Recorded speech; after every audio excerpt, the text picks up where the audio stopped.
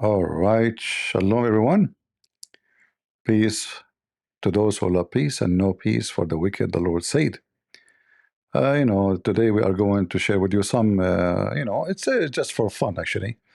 Nothing serious, but I will always, what we do here is educational. In the same time, we laugh at the Muslims who they are totally desperate to find Muhammad in our book. They can't even find who is Muhammad in their book. Yet, but they are trying to find their Muhammad in our book. Very interesting. So I saw this video today. Actually, I don't watch this potato. This guy. He came to me once and he ran away. Uh, you remember I told him, "Let us review your video and let us see a debate about it." He said, "No, no, I want to talk only about the Father, only about the Father." He was terrified to talk about his so-called prophet. So here, this video here in front of us, I will show it to you on the screen.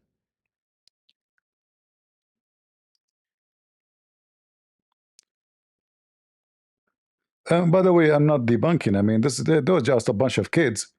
This guy, he claimed he knew Hebrew, he knew Greek, he knew all languages. He write in the screen and he tried to pronounce them, and they sound very funny and stupid. So supposedly, a Christian person, he called him and he asked him, what is the proof of the prophethood of Muhammad? So what is the prophethood of Muhammad? What is the proof of it? Listen and laugh. About the Quran? Okay, what's up?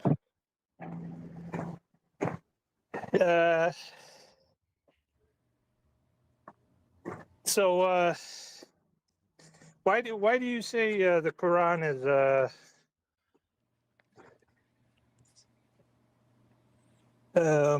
is the word of God? This is pretty simple. Is We would that say the that the question? Quran. Because what? How can you tell that Muhammad is a real prophet? So now that's a different question. Which No, you idiot, is not. Because if Muhammad is not a prophet, the Quran is false. If the Quran is false, Muhammad is not a prophet. Suppose he's smart. No, no, this is a different question. This is a different question, brother. Yeah, this is a different question. You stupid idiot. I mean, the Quran is written by one guy. It's not a collection of books like the Bible. So if the Quran is false, Muhammad is false. If Muhammad is false, the Quran is false. So either one come first. We'll boot the other one. No, no, this is not the same. This is a different topic. question do you want us to answer? Well, I guess we can go with the second one. All right, go ahead, Ann, if you want.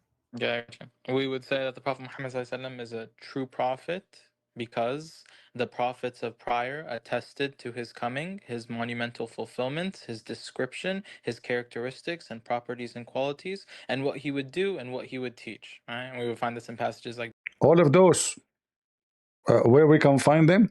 Deuteronomy chapter 18. In Deuteronomy 18, it says the character of Muhammad. It does go there. I'm not debunking them, by the way, because we answered this one 1,000 times. But just to show you how stupid those people are. First of all, you idiot.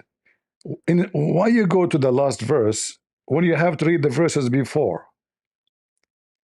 Like, did you even know how to read? Why every Muslim is a donkey? So you Muslim, you jump all the way to the end, and then this is about Muhammad. And by the way, I can play for you, your friend, your potato friend. You see this guy? Huh? Your boyfriend. He will say to you, this is not about Muhammad. Even your stupid friend, who you call him Rabbi, which means my master, he said to you, this is not about Muhammad. You Muslims are so stupid, so dummy. You see the title of the video? Go watch it. And the one who called to ask is a Muslim. And now we know that the Stoiva singer is a very sneaky, like he don't want to offend the Muslim, but he gave them the answer with big finger in the anus of Muhammad. He said to them, no, this is not Muhammad.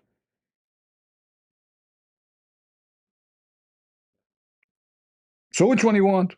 The one you call him Rabbi or Christian Prince? I advise you to go with the rabbi. So if we go here, you will see there is no way this is about someone he is not even from Israel. You see, if you read the Hebrew right away, they are talking about the tribes, the Israeli talking about the tribe. Muhammad from which tribe of Israel? He is Levite. He is a Judean. He is what? What his tribe? So if you go down, you know, where the Muslim they wanna find Muhammad in the Bible, it says our rise them who? The Jews.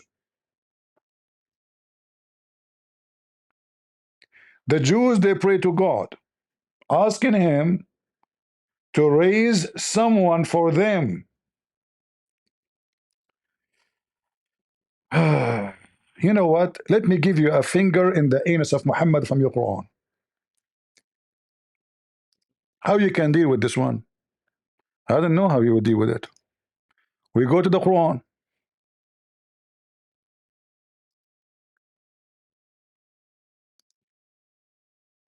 This is your book. This is not my book. And this is the chapter of the Hindus. The chapter of the cow. According to the story here, Moses he raised a dead man by hitting him by the power of beef. That is a beefy story. So if you go here in the Quran, so-called Holy Quran, by the way, nowhere in the Quran is called holy. You will find here something very interesting. And now the Muslim, they will say this Quran is da'if. Yeah, it's da'if, what we can say. All right? It is da'if. We skipped, sorry.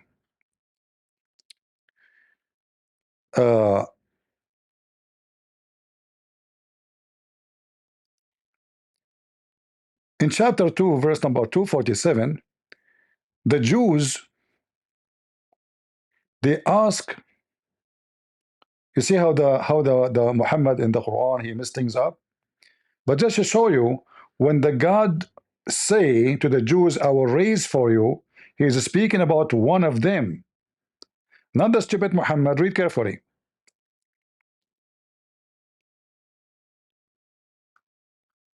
You can read, by the way, from the verses before, all right? Didn't you see, have you not seen the children of Israel asking Moses, I don't know this translation of who, full of brackets, Irari Khan, a bunch of them. Because the Quran is so stupid, it's not unclear, they have to add a bracket so you understand. So they told him, we want somebody after Moses. We want someone, the people of Israel, they are praying to Allah. Well, you know, the Jews don't believe in Allah, but we will go with the Quran. Asking Moses, asking Allah to provide them prophet after them. For who? For the Jews. It's in front of you, you donkey.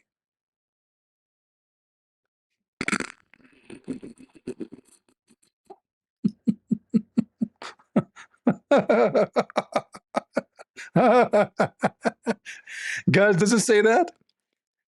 Does it say that the Jews, they ask Allah to provide them a prophet after Moses? And this prophet is going to be their king too? Does it say that, or am I making things up? Do you hear me, people?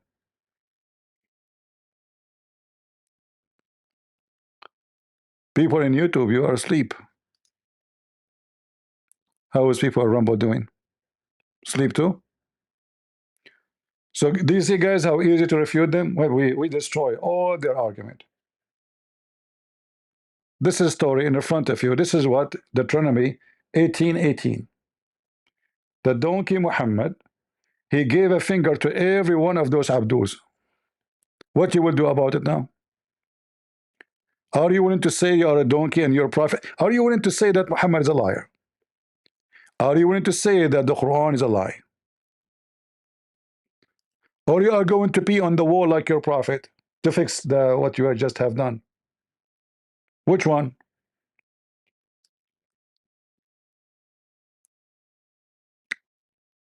It's in front of you. So this is about asking. Moses was like in the end of his time, according to the Quran here. Moses obviously is gone. They want somebody after Moses. So the Jews are praying to the God of Moses, asking, send us someone. He will be our king, our ruler, and he will be our guide.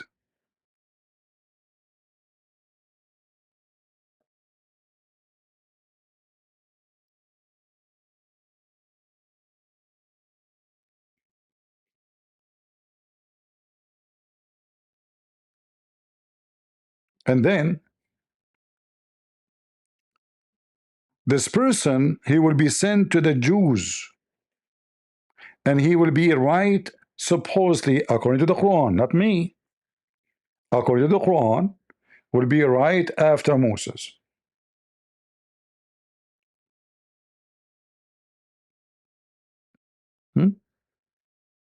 Have you not thought about the group of the children of Israel after the time of Moses, when they said to a prophet of theirs, the Quran cannot tell us who is the prophet? Who is this prophet? Stupid Quran, as usual. Muhammad do not know the name. Appoint for us a king, and we will fight in Allah way.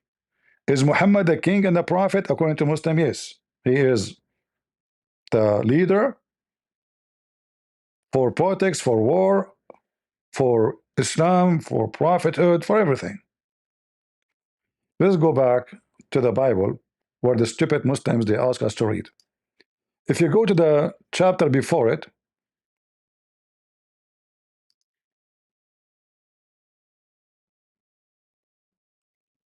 just one chapter before it, what you will find?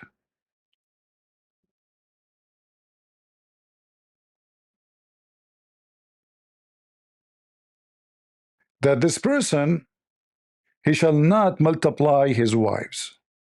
I'm using the Jewish Hebrew translation, Abdul, so you don't say I'm making things up. We can switch to English one. Remember this guy, he claimed that he knew, but for sure he don't. He write, actually, I will play for you the audio. He played very funny and very stupid.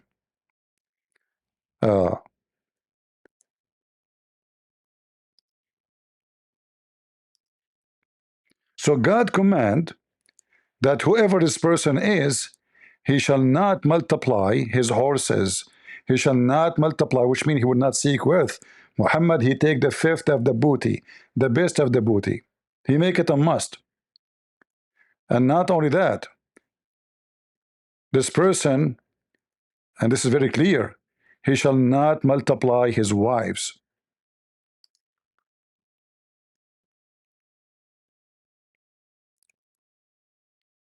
And here it says that he should be chosen one from among their brothers. Do you see it? The stupid Abdul, they say to you, it says a brother. Okay, Muhammad is a brother to the Jews now? Later I will show you where Muhammad belongs. Shall thou set a king over thee? So he is one of them. So when the word brothers is used here, speaking to the Jews themselves, not their cousin, not their uncles, not their neighbors. And look, and mayst not set a stranger over thee. No foreigner. No foreigner. It's forbidden for the Jews to have a foreigner over them. Totally forbidden. And don't tell me now you don't believe in this book no more. I mean, a second ago you accept Deuteronomy. You don't like this translation, we can change it for you. Maybe this translation is not sweet in your heart.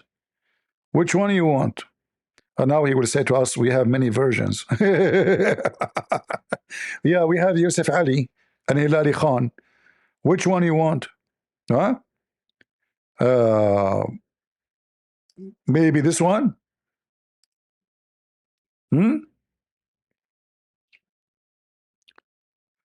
So this person, he shall not multiply his wives. And Muhammad, he have tons of wives. Nobody even knows. The Muslims agree, the majority of them agree in 13. I can prove at least 25.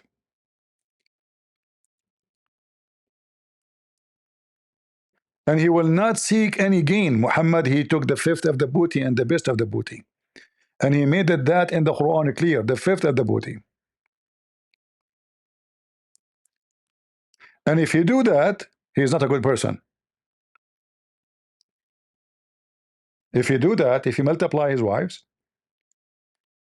and if you seek greed and money as Muhammad, that will turn his heart away, which means he will not be decent. Nor shall he greatly multiply silver and gold for himself. Again, we can show you tons of stories. Actually, in the wedding anniversary of Aisha to Muhammad, it reported how much gold she received.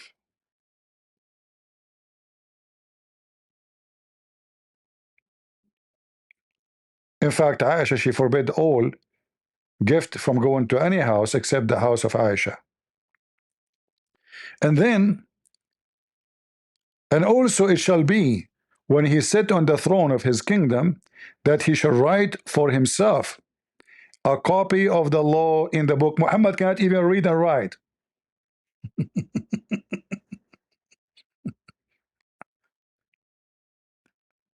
And that from who? From the before the priest. You Muslim have a priest? From which priest? The Levites.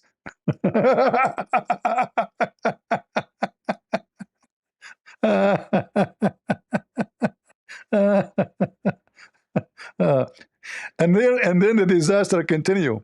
And then he shall read all days of his life. Muhammad do not know how to read according to Muslims. That he may learn to fear the Lord his God, and be careful and observe all the words of the law and these statutes, that his heart may not be lifted above his brothers. Muhammad, he claimed he is the best of mankind. Muhammad, he claimed he was exists before Adam. Muhammad, he claimed that the whole world created for him. And Muhammad, Muhammad don't put himself above all mankind. Allah himself, he wrote the name of Muhammad over his throne. So he cannot take a foreigner. You may not set a foreigner over you. And this is a command for the Jews, doesn't matter what time. No foreigner can be the one who command them. Totally forbidden. And this is just a page before 1818. So what the Muslims they do, because they are a bunch of prostitutes, hookers, they jump all of this and they go there. And then if we go there, we will find even things get more horrible.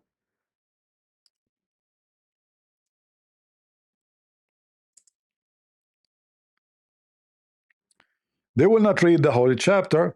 They will go only to the verse which they like it, you know. Okay, let us see. So they say 1818. Okay, only 1818 about Muhammad.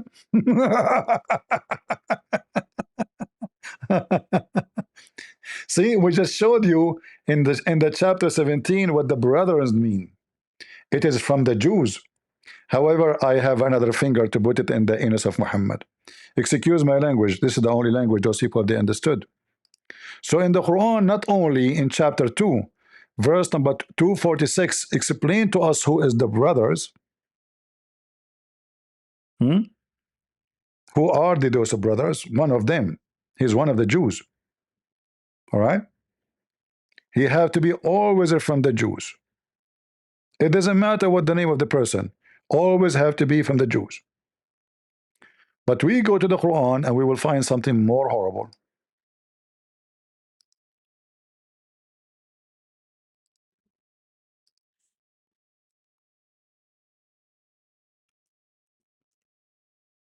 And by the way, this is the Da'if Quran.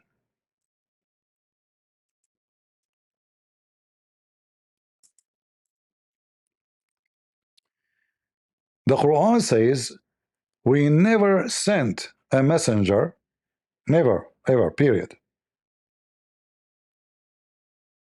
except with the language of his own people. So the Quran put the condition of the prophet who he will be. He have to be from the people, speaking the tongue of the people.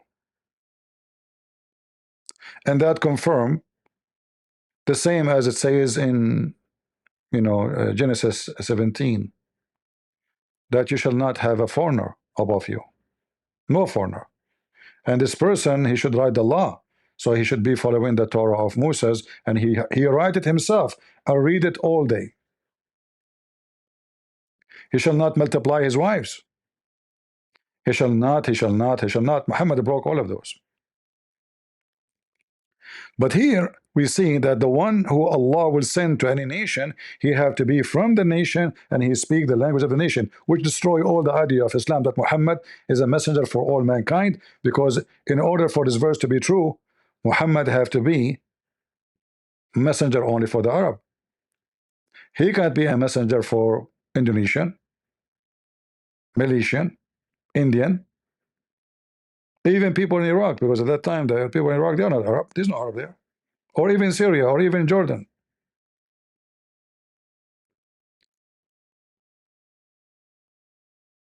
And the Quran make it clear why. Because if the prophet came, he is not from the people, and he is not coming to them with the book, which is in their language, they will not understand. You see it? So what the purpose of making the book in the language of the people? And what is the purpose of making the prophet speak in the language of the people, and he is one of them? So in order to make it clear for them. It's in front of you. So according to the Quran, if the message written in different language and the prophet don't speak that language, he will not be able to make it clear. And that again destroy the whole idea of Islam altogether, as Muhammad international prophet. However, even the Quran confirmed that Muhammad in no mean, no way international prophet, because he is sent only to Mecca. However, the Quran never says Muhammad is coming from where. And that will raise another issue. If you go and check the whole Quran, you will not find one place where it says who is this guy, his name is Muhammad. Nowhere. It says Muhammad. Who's Muhammad? Nobody knows. Nobody knows. Nowhere in the Quran it says who is Muhammad. And the Muslim, this is how stupid they are, they say to you that the Quran is a book of God. Is the Quran alone is enough to be the book of God? The book of God should be alone enough for those who follow. How I know who is Muhammad? And here you see that the Quran confirmed that Muhammad, Allah, he sent him to warn little Mecca. At that time, Mecca is so small, tiny. Actually, even 100 years ago, it was still so tiny. Until the oil.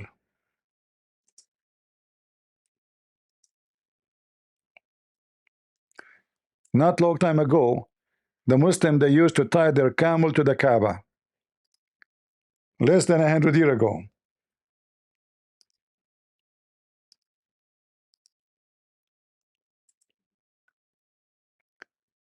This is your Kaaba.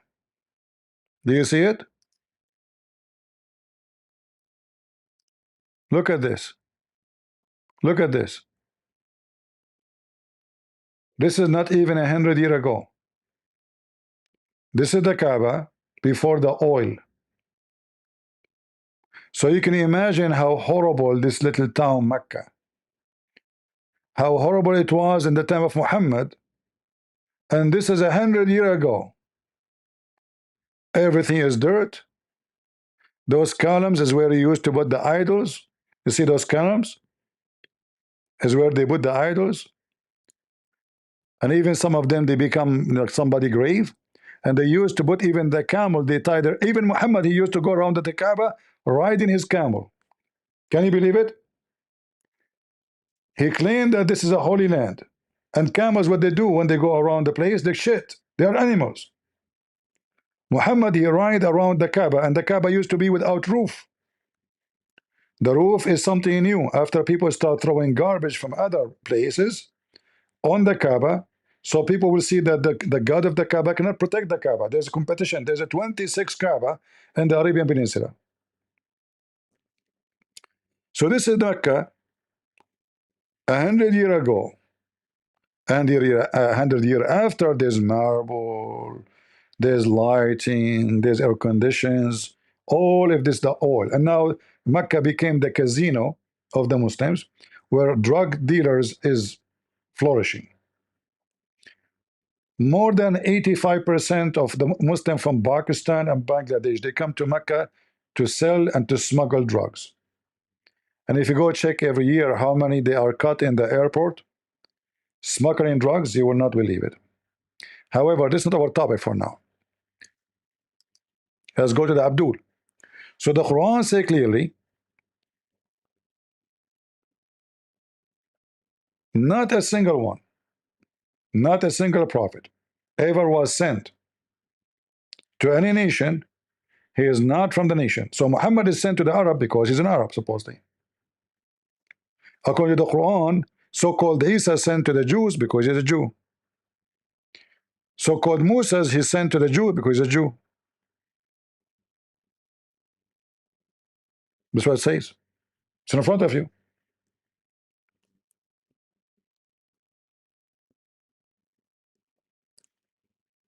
And now if you want to speak about the honor of Muhammad, what if I tell you what the Arabs said about Muhammad in his time?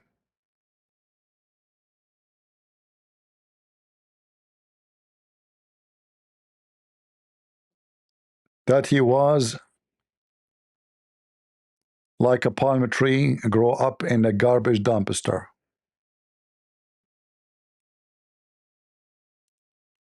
Am I right? Like, am I lying? Muslims, am I lying?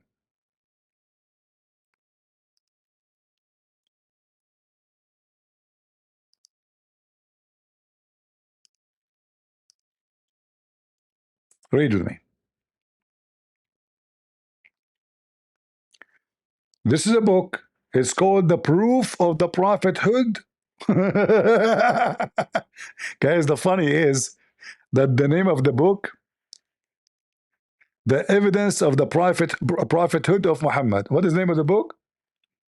The Evidence of the Prophethood of Muhammad by Al-Bayhaqi. Volume number 1, page number 172. What Ibn Umar, he said. Ibn Umar, he said that. What the heck? What he said about Muhammad.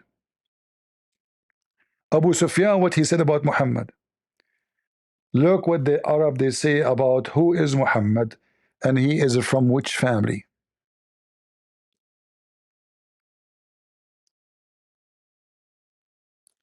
Abu Sufyan, who Muhammad later paid him money to convert to Islam. And that is another issue against the Bible teaching. He cannot buy the heart of people by money to believe in God. This is fake. This is false. So Abu Sufyan, he said Muhammad is he's making a mockery. Don't think he's making like a good statement. Abu Sufyan, he said the example of Muhammad among Bani Hashim, support this is his family, is like of a basil in the midst of a stench. Translation is not really too much good. So Abu Sufyan is making a mockery, saying that Muhammad does not belong there. It cannot be their son. He is totally different from his family. He mean the opposite. He mean he is like a piece of shit between fruits. But he switched it. He said Muhammad is like a flower between a piece of shit. How he can be their son? And to understand what he's talking about, you will see that anyone walk by, they make fun of her. They say, oh, this is the daughter of Muhammad, because nobody knows who is Muhammad. Look, a woman walk by, they say she is the daughter of the Prophet, making mockery, because nobody knows who is Muhammad, and nobody knows his lineage. We were sitting in the courtyard of the Prophet. May Allah please him and grant him peace. When a woman passed by him, some of the people said, this is the daughter of Allah Messenger. And they say, may grant him peace, because they are making fun. They are not praising Muhammad. This is a mockery. Don't think they are saying, like now with Christian Prince, he says, peace be upon him. So Muhammad, he get upset. Muhammad, he gets so upset.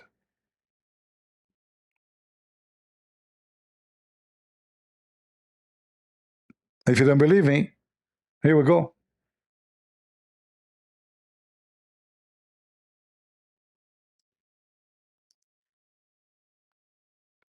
So the women went to inform Muhammad, peace be upon him. The Prophet, peace be upon him, came, and anger was evident on his face.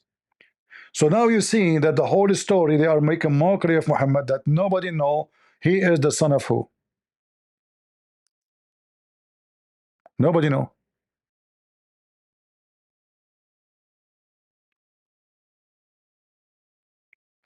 And then Muhammad, he continued making his poo-poo. He claimed this is the lineage of Muhammad according to Muhammad. Allah, he elected from all his creation the children of Adam. I mean, can you believe his stupidity? All his creation, like who? Cats and dogs. And from the children of Adam, he chose the Arab.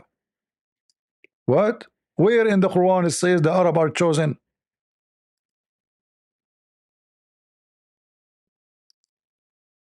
Where in the Quran it says the Arab are chosen? He chose from among the creation the children of Adam, and he chose from among the children of Adam the Arabs. Let us get Muhammad busted. According to the Quran, the chosen people are the Jews.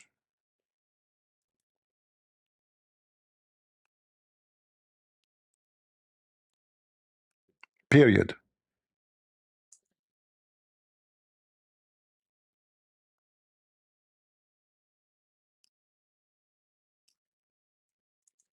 You know what period mean? O children of Israel, remember my favor which I bestowed upon you, and that I prefer you to all al-alameen, between two brackets, mankind and jinn. Is the Arab are the preferred one?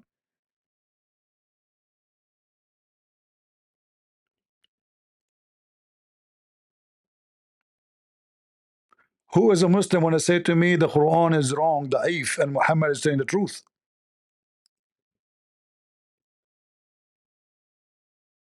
Any Muhammadan? Is this Quran da'if?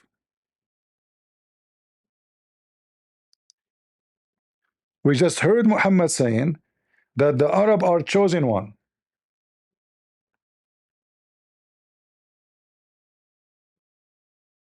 A Muslim might say, yeah, well, the Israeli are chosen, but the Arab are chosen too. Read it. It says from all mankind, and even genie. Do you see it? If there's any Muslim still have a doubt? Are we done? No. No. By the way, in different place, Muhammad, he claimed in the hadith that he can do intercede for the Muslims. But the Quran says in the day of judgment, there is no intercession. The Quran is full of contradiction, as you see. But anyway, it is not our topic for now. We have tons of verses confirming that the children of Israel are the chosen one, and the Arab are not where the prophethood will come from. You see what the chosen mean?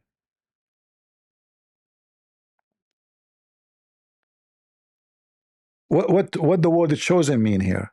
Like what? You will be rich? You will be good looking? What the Quran is talking about? The prophethood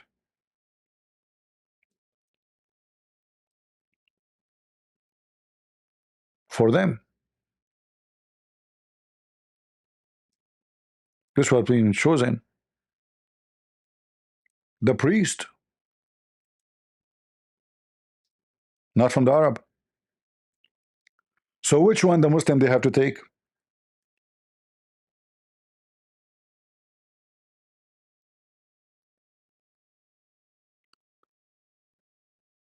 Any Muhammadan? Which one?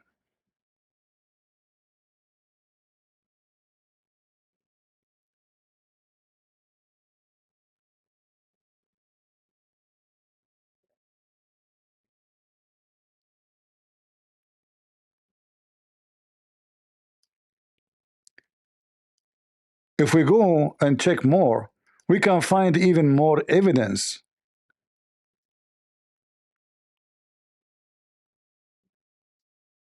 Let me show you more.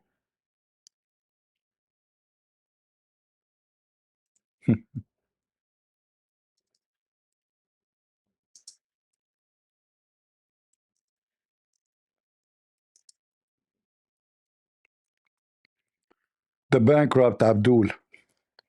By the way, we did not talk about your prophet being false prophet yet.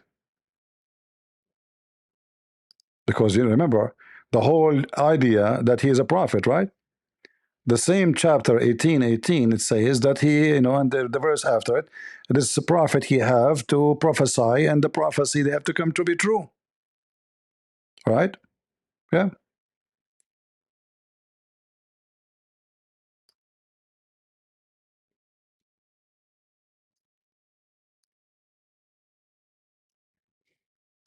If we go in the Quran, we will find more disasters.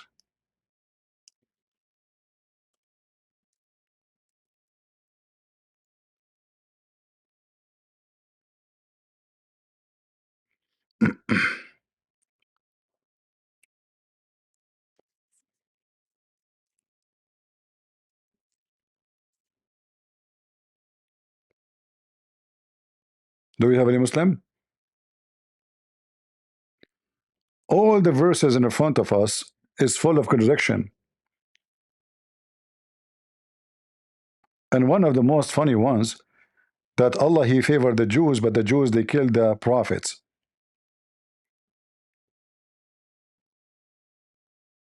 But the Quran failed to tell us which prophet the Jews killed.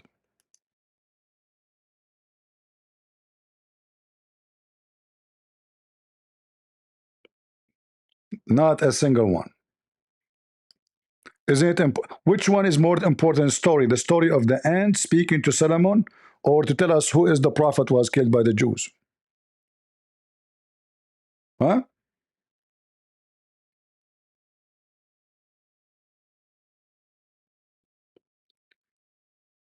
Most of the verses is just speaking about the Jews killing the prophet, killing the prophet, killing the prophet.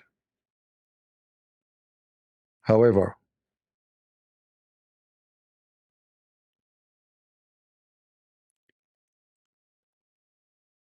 in the Quran, Muhammad, you remember when we say that the Quran confirmed the Bible, you remember? There's a verse make it clear that Allah he made the prophethood from the Jews in the same verse, and that in chapter of Ali Imran. All right.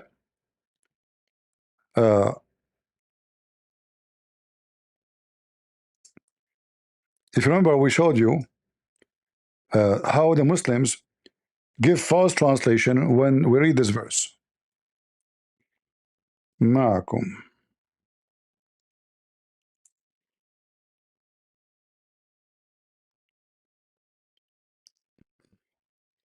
if you read carefully here, and remember when Allah took the covenant of the prophets, saying, what prophets we are talking about? Who are they, those prophets?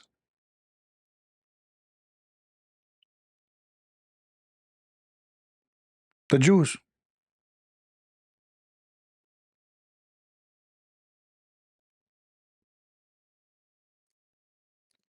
And then when a book came to them, believing in what is with them, not confirming what is with you. It's a lie.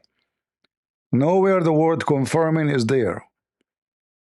In Arabic it says musaddiq. Musaddiq means believing, not confirming. You can say confirming, it can be included, but musaddiq is way heavier. Musaddiq means I believe. That's why Muhammad, he put his hand on the Torah and he said, I believe in thee and the one who sent thee. Abu Bakr, his name is Saddiq. Why? Because he believed, not because he confirmed. There's a huge difference between believing and confirming. I can confirm Trump to be president, but I don't believe what he say. Maybe I do. There's a huge difference. So here they lie in the translation. But who are they, those, the prophets, who Allah took their, covenant? The Jews. Every single one of them is a Jew.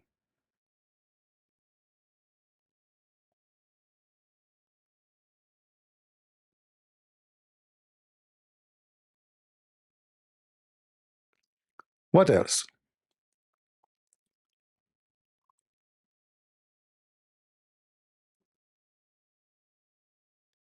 Let me show you more verses so we can laugh more.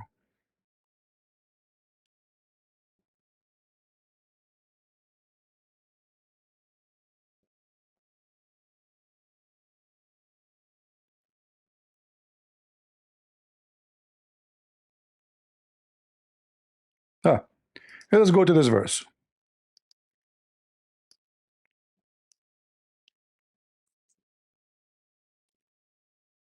Allah made the prophethood in the seed of who?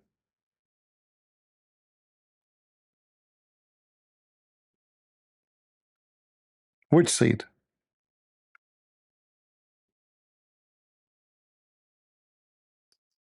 The Quran, when he speak about the seed of Abraham, mention only two people who the prophethood will be only from them: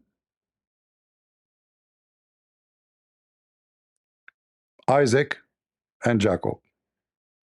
And all of those mistakes, by the way, mistakes in the Quran, because the stupid Muhammad, he want to insert himself to be a prophet, but yet he just confirmed that the Bible is in the truth and Muhammad is a fraud. So the prophethood is coming from the children of Abraham, and is specifically from Isaac and Jacob. So from the seed of those will be more prophet. Ishmael is mentioned in the Quran, but nowhere in the Quran says from the children of Ishmael will be anybody. And not to forget to mention that Ishmael is not the father of Muhammad. I know some stupid people, they even teach in their churches that the Arab are children of Ishmael, which is false, because simply, I can actually prove it to you from the Quran, but let me go from the Bible. If we go to Genesis 21:21, right away we'll see that Hajar, she did marry her son Ishmael to an Egyptian woman. She moved back to Egypt. She did not move back to Arabia. All right? She is an Egyptian. Her husband, Abraham, is Chaldean from the city of Ur. She went back to Egypt. She married her son to an Egyptian woman. How in the world the sons will be Arab? Remember, according to Muslims, the Arab will exist at that time. So how Ishmael can be the father of the Arab? And that will open more issues in front of us. Disasters.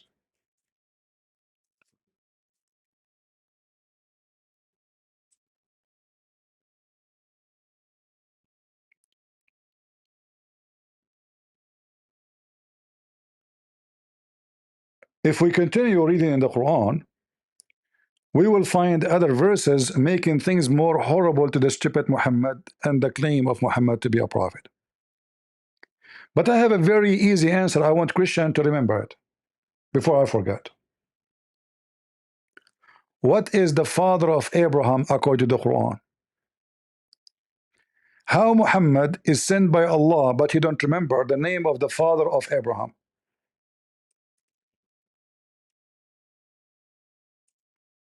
I mean, this is the easiest way to get Muhammad busted.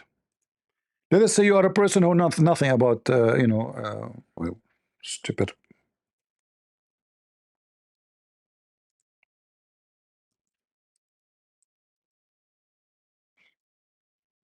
Okay, let's type it. This search engine is very horrible. So according to the Quran,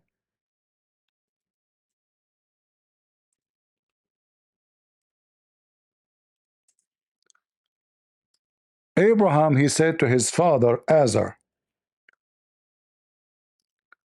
So if Muhammad is a prophet of God and his God is giving him the wisdom and he is giving him inspiration, how in the world Allah he made such a mistake? I mean, you can ask the stupid AI will tell you who is the father of Abraham. Shall we? If Muhammad is a prophet and he is descendant from Abraham through Ishmael as the Muslim they claim, shouldn't he knew who is the father of Abraham?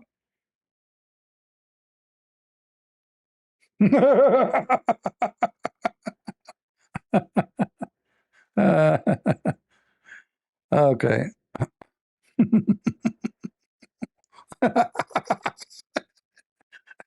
Remember, Muhammad is a prophet.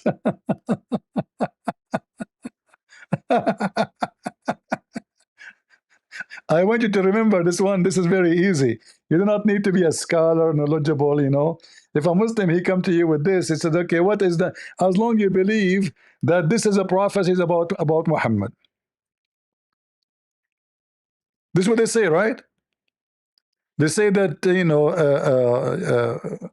Deuteronomy 18:18 is about Muhammad. Okay, wonderful. Okay.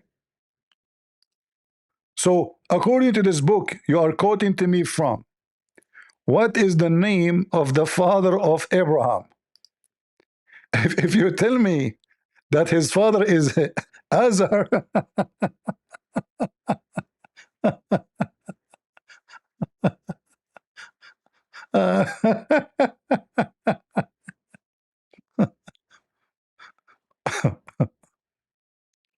you know, when I say stupidity is amazing, it's amazing. This guy Muhammad, he cannot keep his mouth shut.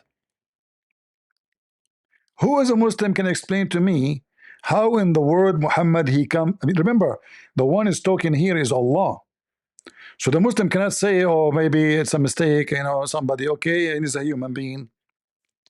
He make a mistake. The Muslim, they claim every word in the Quran is written by Allah, and every word of Allah is preserved. So Muslims, how the name of the father of Abraham became Azar? Now what you will say, I know. You will say to me, okay, hold on, the Bible is wrong. But hold on, you are the one who's asking us to read the Bible. It says this is about Muhammad. Huh? Let us ask the whore, Lily J. What verse in the Old Testament mention the name of the father of Abraham? Genesis chapter 11 verse 26 states that Terah was the father of Abraham. Joshua chapter 24, verse 2 also mentions Terah as Abraham's father, noting Again? that he worshipped other gods. Again?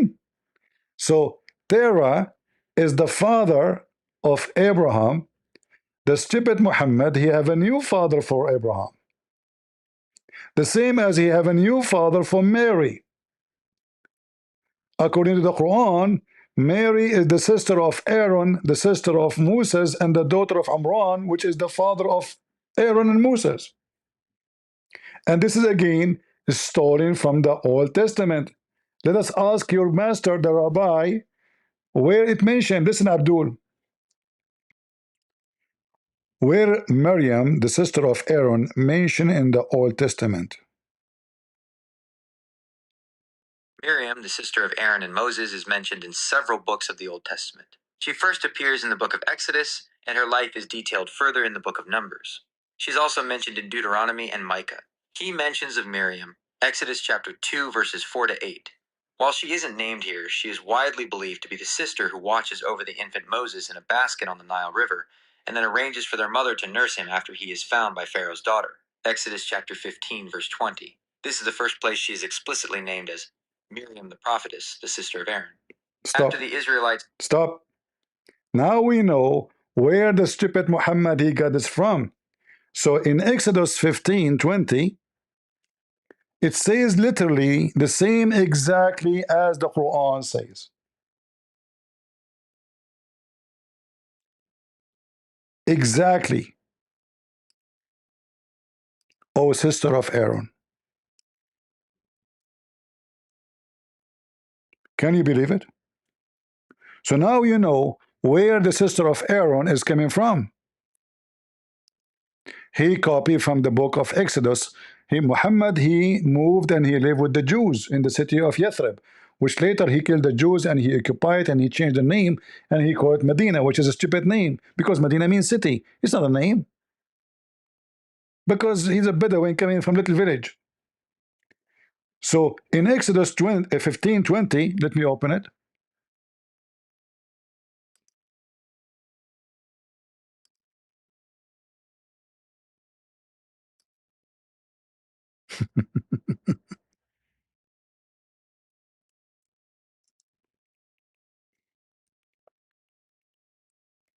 I'm typing Arabic.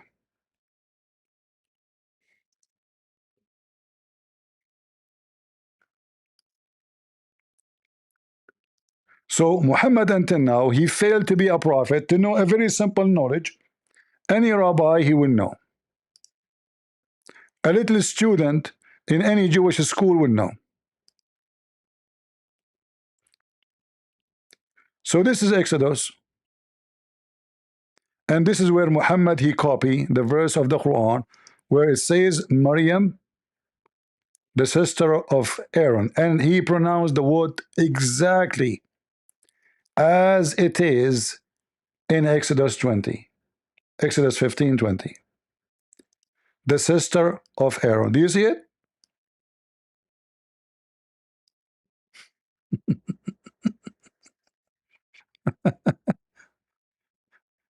Shall I play for you some of the videos of this guy?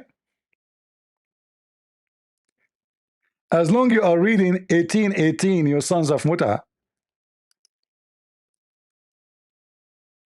why you don't read it from the beginning and tell us what's going on?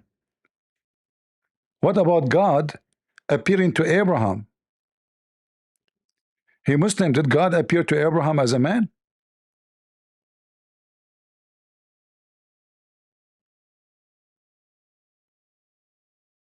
Huh?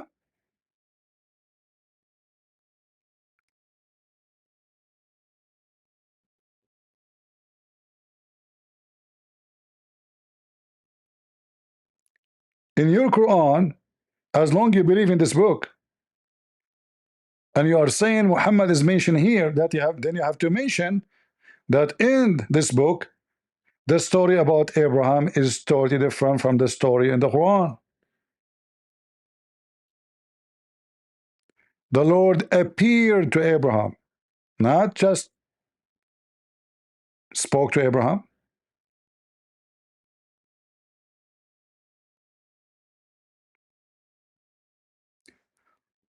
When Abraham he saw God, he fell in his face, and God talked to him, saying, and you can read the rest. And here you will see something very important.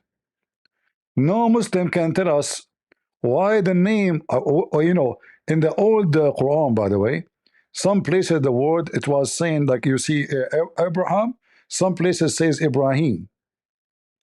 So even Muhammad could not quote the name correctly. However, the stupid Muhammad, because he's always a failure, he have zero education, he do not know why Abraham have the letter H in his name. His name is Abraham, not Abraham. Same for Sarah, the wife of Abraham. Both God, he gave them the letter H in their name. Why? Because God is a spirit. And the God of Islam is not a spirit. And that again proved that the God of Muhammad have nothing to do with the God of Abraham.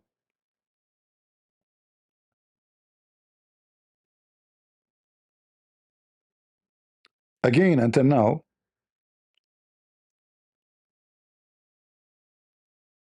we did not go and examine the stupid Muhammad prophethood.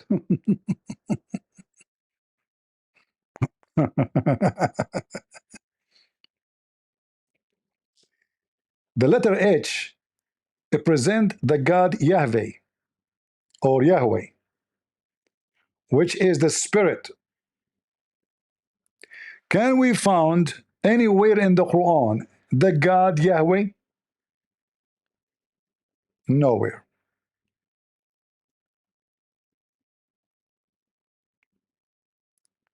So the letter H, you know, it present literally the Spirit of God, and God Yahweh, who gave the blessing to Abraham, who will be the father of many nations. But if we go right now and we check, do the God of Islam have a spirit? The answer no.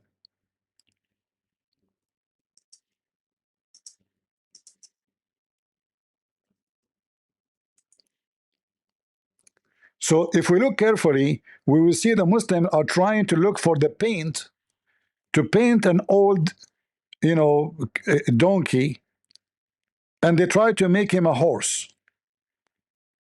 But the second you go in the inner, you will find that the story is different. This is a very well-known Islamic terrorist website. Obviously, this guy, he come to me. He is debating with a Christian and asking, does Allah have a spirit? The answer, no. Save the time from reading. Allah is not a spirit. The spirit or a soul is not one of the attributes of Allah. Rather, it is one of things that have been created by Allah. So you stupid Muslim sons of Muta, if your God Allah even cannot be a spirit, and the whole Torah speaking about God is a spirit, how in the world you claim Abraham, and you claim Moses, and you claim the Torah sent by Allah, and you claim what you claim? Do you see how stupid they are? The spirit or the soul is not one of the attributes of Allah. Period. Allah is not a spirit, and He has no spirit. Does the God of Abraham have a spirit? Absolutely.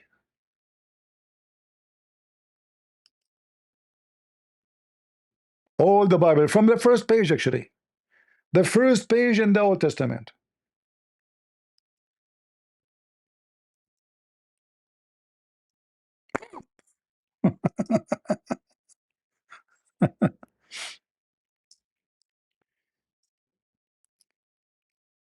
Let us see.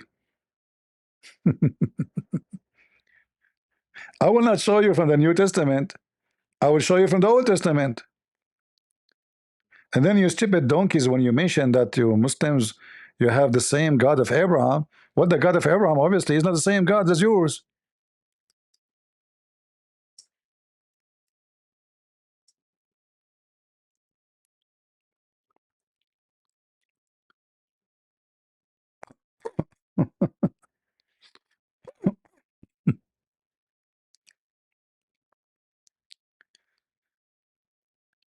Uh, do we have first any Muslim here would like to join us?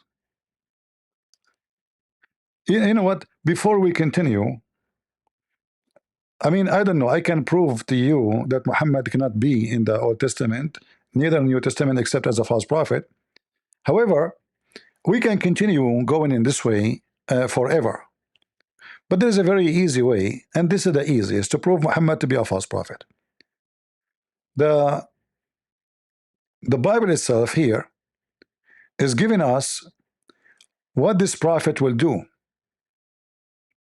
First of all, he will speak. This prophet who presumed to speak a word in my name. Muhammad never mentioned the name of the God of the Jews. Never. He keep talking about a God. His name is Allah. Have 99 names. None of them is the name of the God of the Jews. None. However, we find that the name of the God of the Jews appear in every name taken from the Old Testament, and Muhammad put it in his Quran. Like Israel,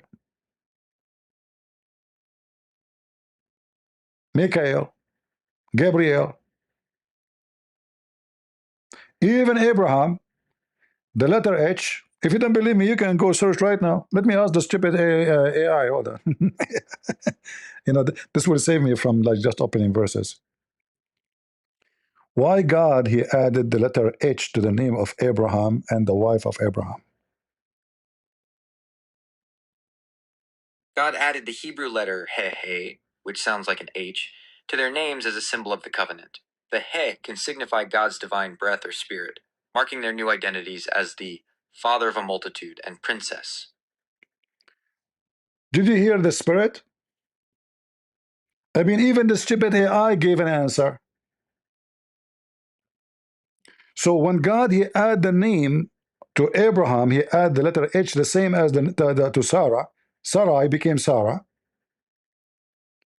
That is the name of God, Yahweh, the spirit of God. So he blessed them by giving them his name, which means from now on you are not the old pagan Abraham, and you are not the old pagan Sarai. From now on you are Sarah and you are Abraham. I am with you.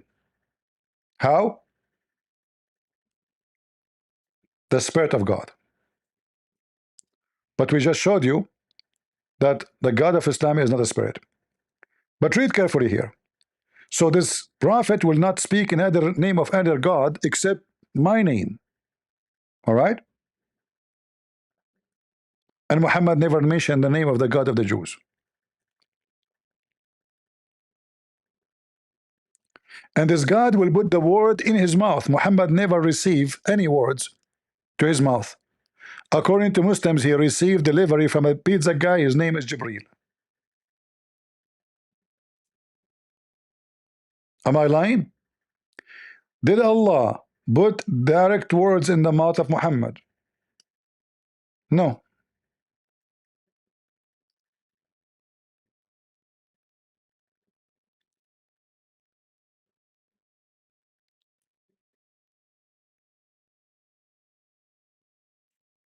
Are we taking notes, guys? Did Allah put his words in the mouth of Muhammad directly? Or he sent him a guy, he squeezed him 3 times and no mayonnaise came out? So do you see, the verses themselves are a big failure for your prophet. Are we done? No.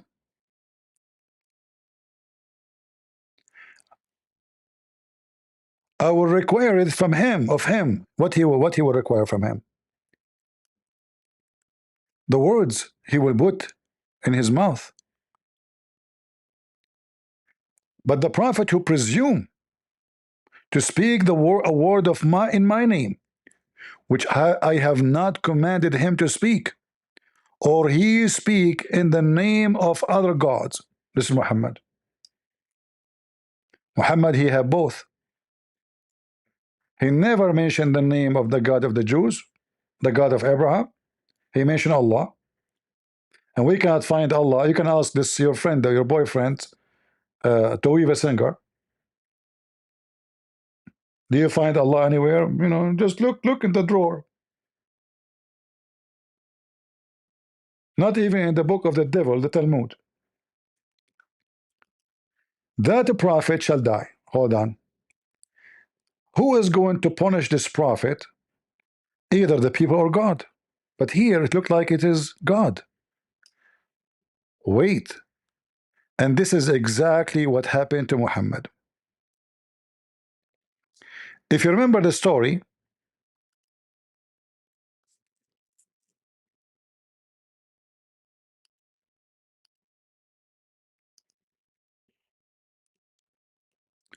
of the Jewish women, she put poison for Muhammad.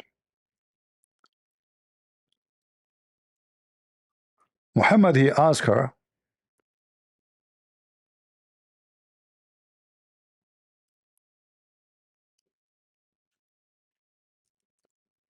why you did this? Which means, why you put poison for me? Why you want to kill me? The woman, she said, well, if you are a prophet, your God will protect you.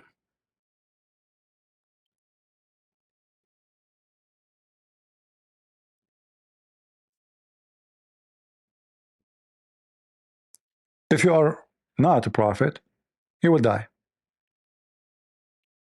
As simple as that.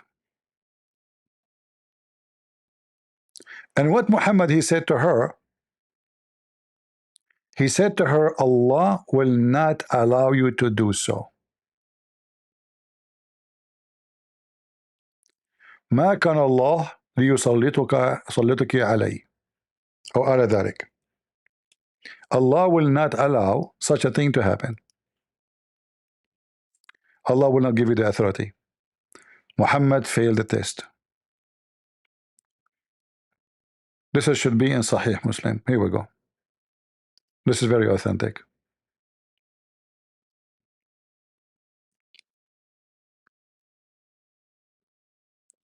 So the women, the Jewish women, she wanted to test Muhammad according to the Muslim stories. And when Muhammad, he asked her why you are doing that, she told him, and I can show the other reference, well, if you are a prophet, your God will protect you. If you are a king who want to steal money, you will die. And this is what happened to Muhammad. And this is Sahih Muslim, hadith number 2190.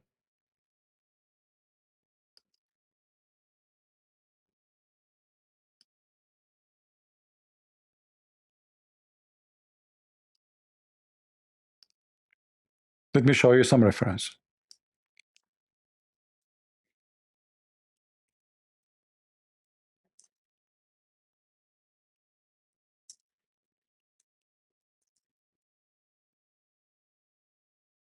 And Muhammad, he failed the test. He died.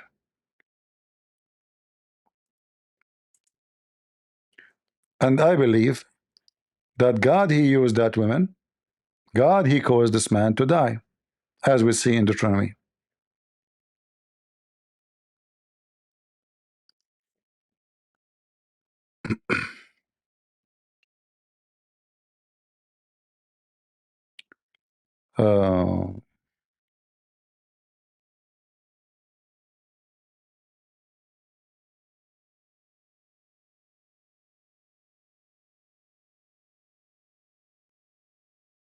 I'm looking for the hadith where the woman, she said to him, if you are just a king, you will die. If you are a prophet, God will protect you.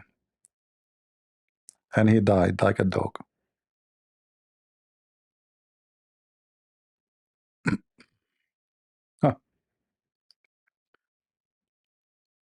I found the hadith. I will look for it now in English.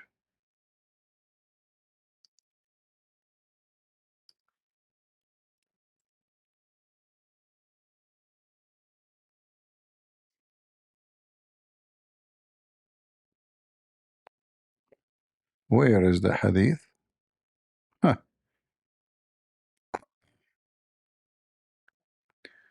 Well, this should be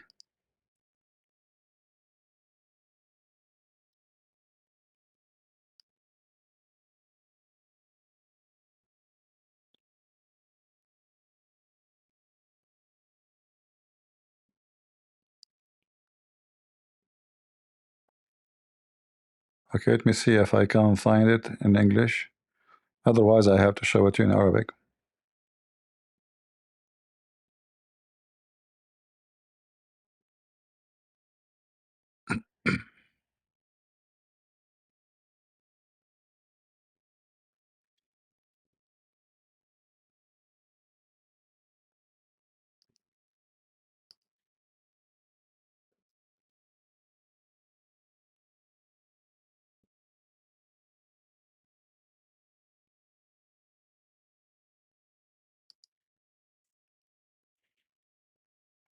I have it. I have the Arabic in front of me, but I will try to find it in English. If not, then because I remember we saw it before in English here. It should be here in this website.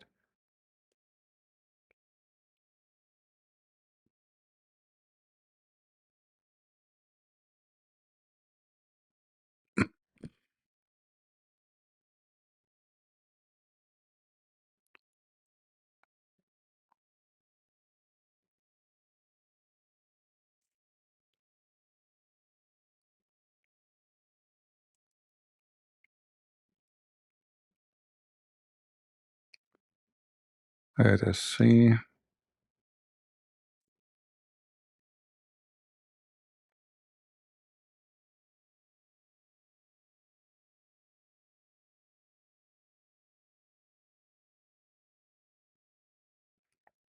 Let me try something else.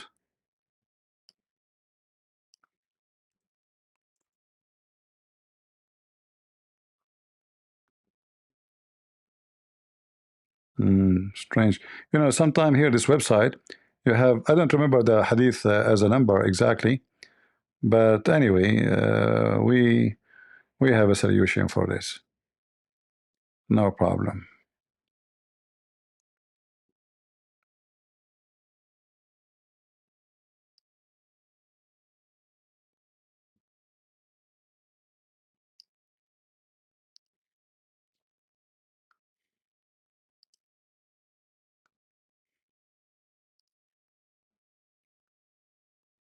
I will try a different resource.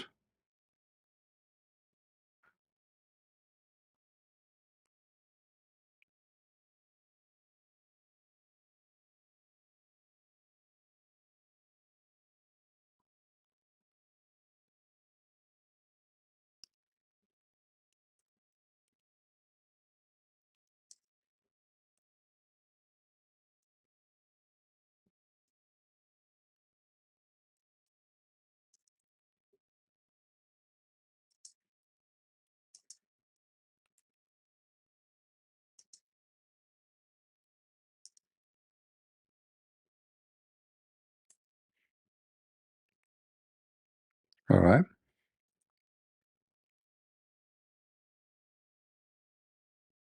Here we go.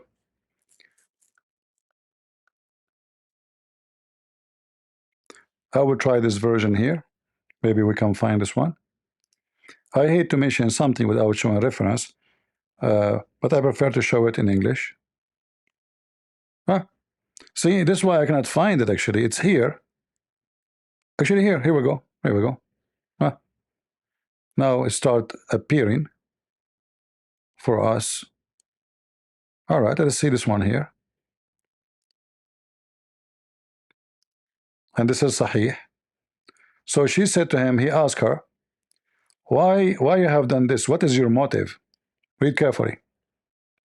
She said, if you were a prophet, it would not harm you. But if you were a king, I should rid the people of you. Do you see it?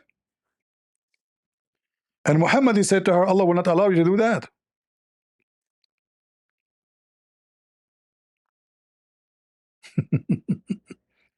So it was a test that if he's a prophet, and look, if Muhammad, he says, what does have to do with being a prophet or not?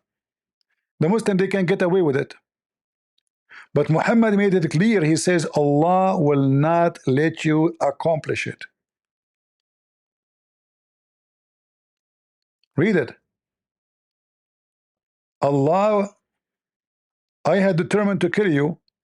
Thereupon, he said, Allah will never give you the power to do it. Never.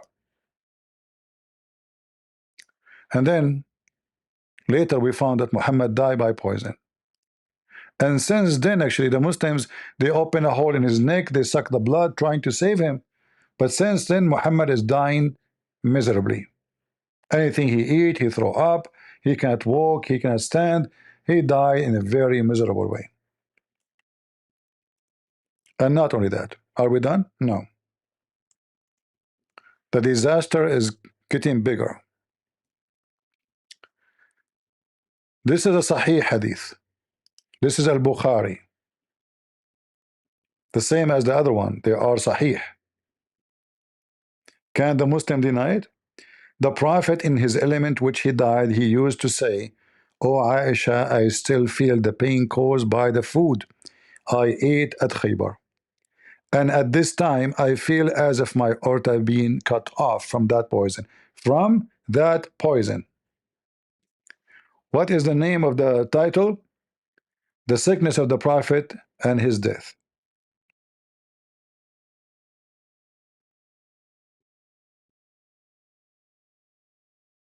Do you see it? So Muhammad, he failed even to prove himself. And not only that, we are not done. If you go in the Quran, you will find that the Quran is saying, if Muhammad fabricated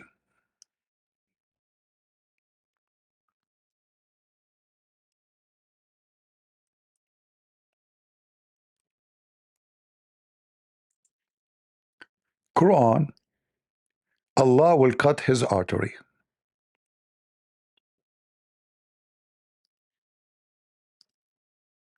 Do you see it?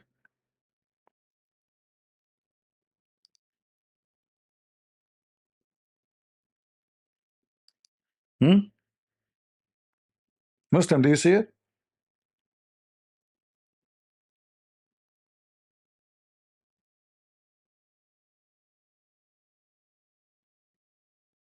Muhammad failed even in his book.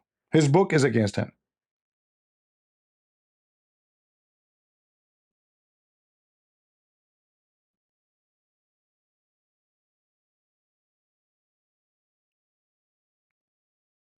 And then the Bible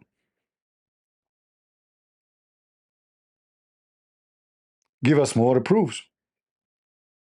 Remember, it says if this guy, he gave false prophecies and the prophecy did not come true, he is false. We mentioned already for you that Muhammad do not know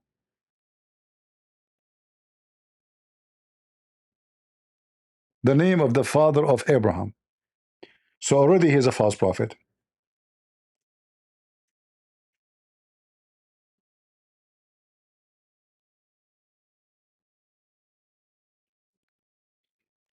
But we have tons of verses in the Quran prove to us that Muhammad is a false prophet.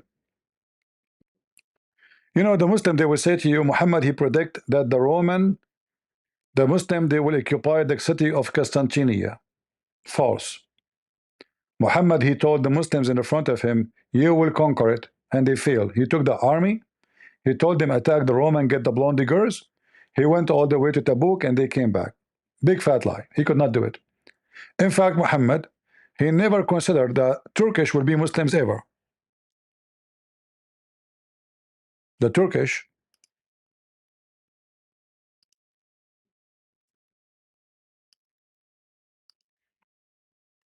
according to Muhammad, they will stay non-Muslims until the day of judgment.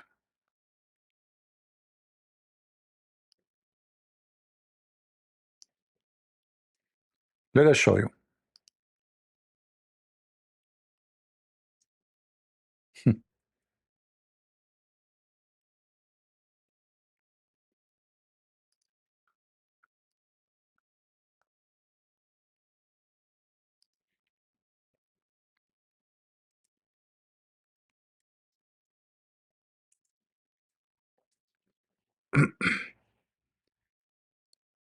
According to Muhammad,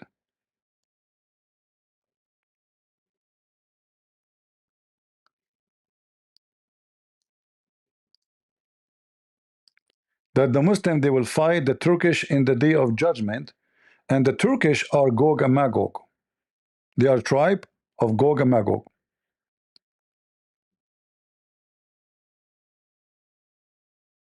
All those saying the same.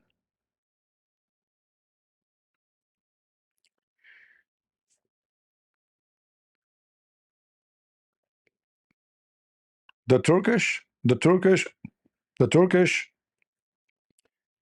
etc. So Muhammad make it clear that he believe that the Turkish will never be Muslims. Not only that,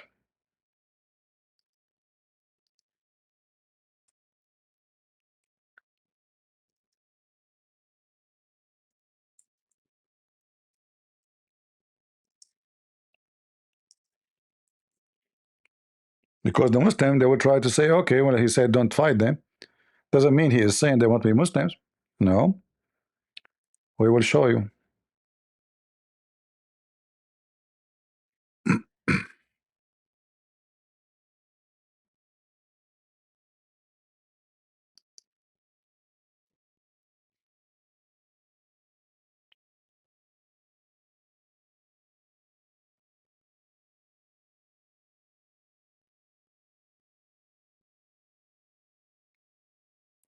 Actually, this is why they call him Turkish, because simply the word taraka in Arabic means left out, left, let go. So the Gog and Magog, they are behind the dam, and the Turkish, they were out of the dam going for a hunt when Alexander the Great, he built the dam, according to the fiction story of Muhammad.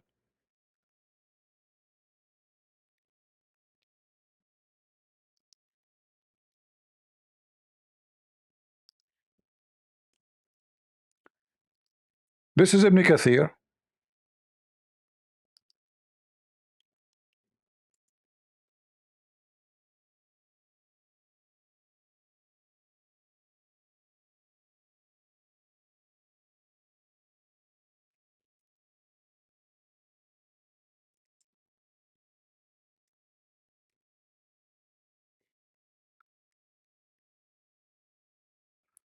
Read carefully. Actually, you know what? Let me open Ibn Kathir in English. That will be better. Let us see if we can find it in English. That will be more funny.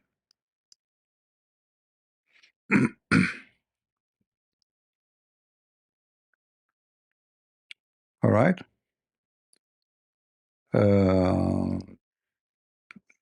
Go to 21. And then here we go to 95.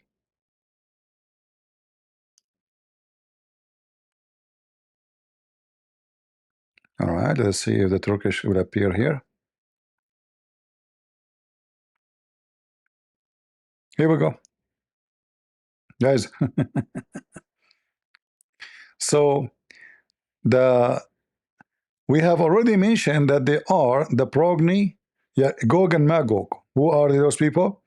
They are the progeny of Adam, upon a peace be upon him, and they are also descent of Nuh through his son Japheth.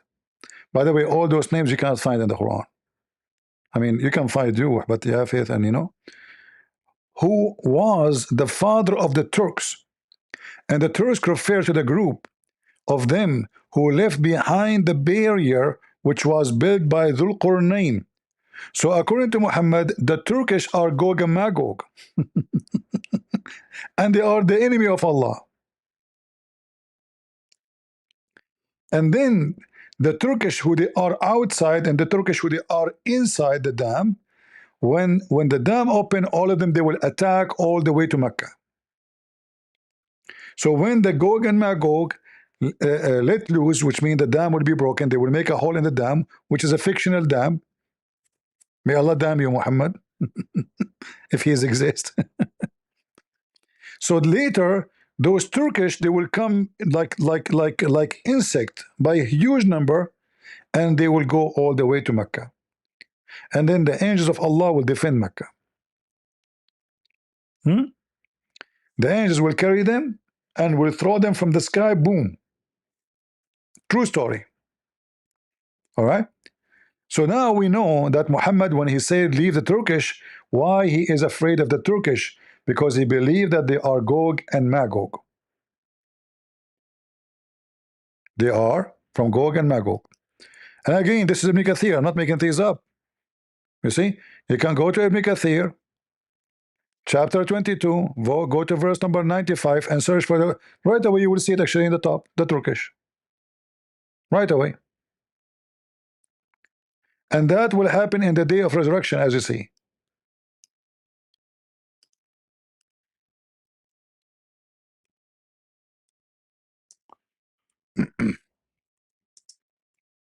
Again, Muhammad is a false prophet because there is no.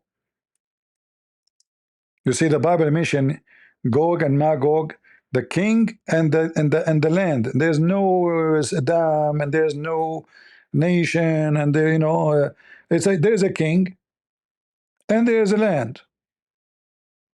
Muhammad, he make different story.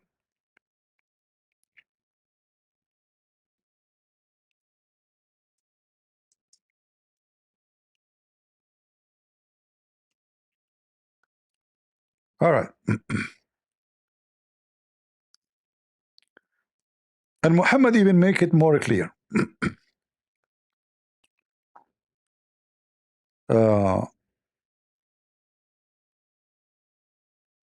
Just to show you, confirm that Muhammad never thought for a second that the Turkish will convert to Islam and they are the one who will conquer Constantinople.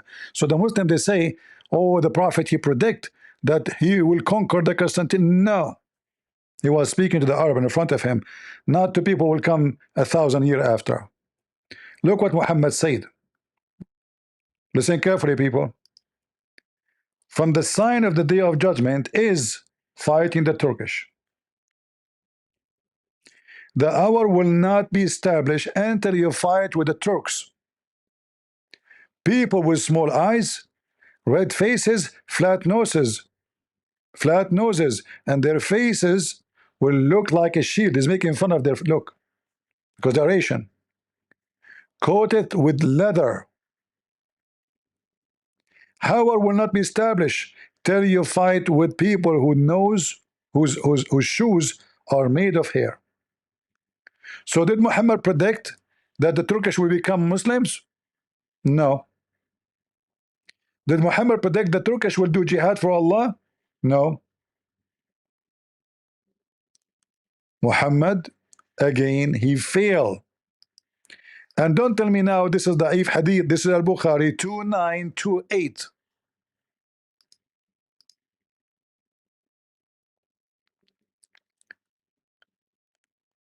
See, guys, how easy to prove them false? So did Muhammad predict to conquer the Constantinople? No. What else? As long we are talking about Constantinople, let's talk about the Roman. According to the false prophet, remember, the book of Deuteronomy says, if he prophesy, if this prophet, he prophesy, and the things he prophesied did not come to happen,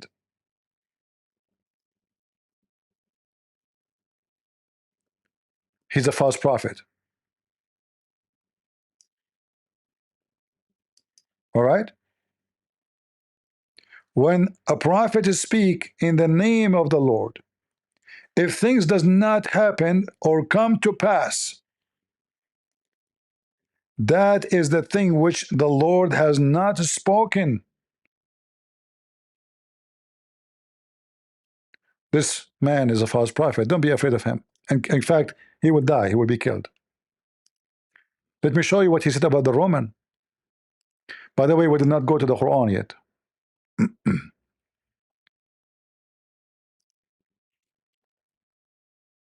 Look what Muhammad he prophesied about the Roman. According to Muhammad, the Roman, they will be the majority of mankind at the day of judgment.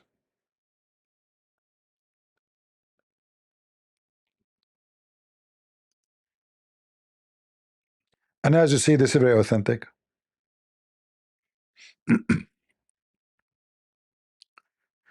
The last hour would come when the Roman would form the majority among the people. We know that the Roman, where is the Roman now? The Muslim, they try to fix it. They said to you, the Roman is the Christians. You stupid idiot. So who's the Ethiopian? So who is the Coptic? So who is the Syrian? Who is the Chaldean? The Roman are the Christians?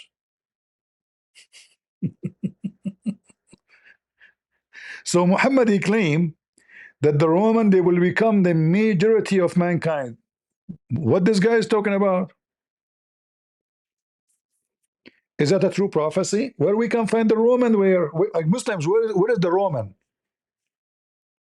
Is that Italy?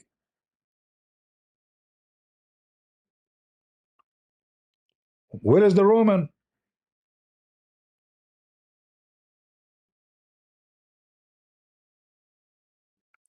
False prophecy. Now the Muslim, they might say to you, all those da'if are fabricated, but no, this is Sahih. As you see, even the book name is Sahih Muslim, but forget about it. Let's go to the stupid Quran. The father of Abraham is Azar, and Muhammad he make bigger poo-poo.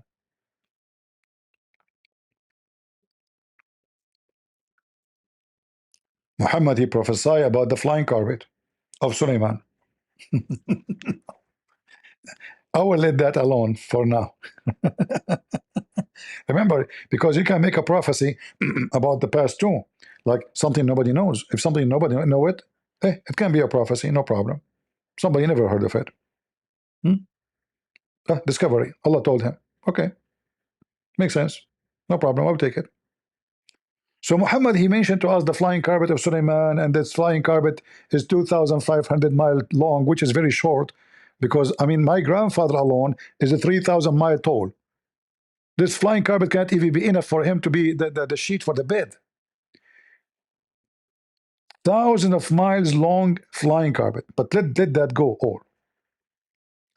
Let us see the prophecies of Muhammad. Every single prophecy he mentioned, it failed. Do we have any Muslim want to join us and tell us about the prophecies of Muhammad?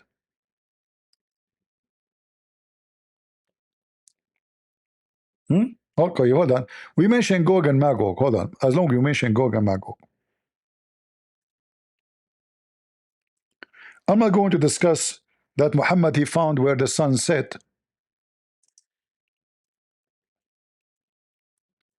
and he found it sitting in the murky water, but boiling.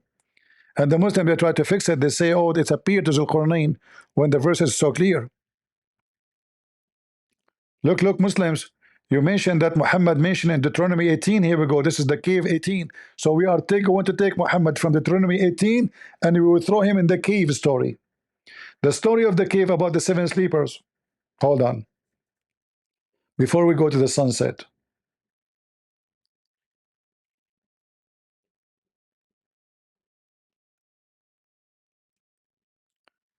They asked Muhammad, I mean, look how easy the prophecy.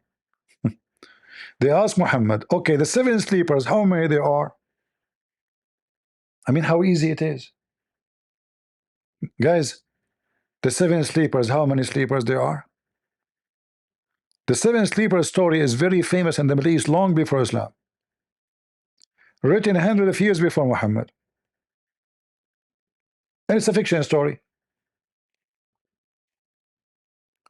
Even if some people they believe in it, but you know, it's a fiction written by a Christian from Syria to give the Christians like an example about how things can change. You have to be patient. They will discriminate you, they will kill you. But look at the question. They say to him, Prophet of Allah, how many are they? The 7 sleepers. He said, because he do not know. He's afraid to tell. So he said, some they say they are 3 and their dog is number 4. First of all, in Arabic you don't say and their dog number 4, you eat it. You say 3 and a dog. How the dog will be number 4? Even in English is wrong. You can't count number 4 unless he is from the same kind. So you should say 3 men and 1 dog. 3 men and 2 dogs. But not 3 men and that number 4 is a dog. Is the dog? You can say, and the number 4, you can say he is the captain. He's the priest. You know what I mean? You have to be from the same kind, but maybe somebody is a special between them. But we continue. Some they say they are 5 and their dog is number 6. Okay. Guess in the unseen, you stupid. They are asking you. What do you mean guess in the unseen? This is a story from the past, supposedly. You tell us. Yet others, brother, they say they were 7. Okay. And their dog is number 8, brother. Okay. And now Allah told Muhammad to give the answer. Okay, Muhammad, tell them only my Lord know their number.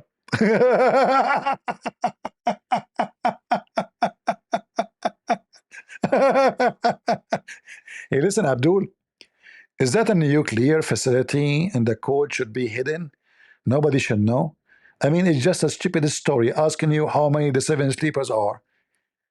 Why Allah saying tell them nobody knows their number? Say because Muhammad is afraid. He's afraid to give the number and they're getting busted. Otherwise, I challenge the Muslim to tell me why Allah, and not only that, look how big the poo.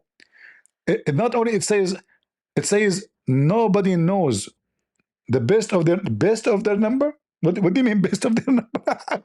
There's best. There is this best. My Lord knows best their number. None know them but a few. Like what the heck? I thought nobody knows except the Lord. So what the problem? Why you don't tell us, Muhammad, how many they are?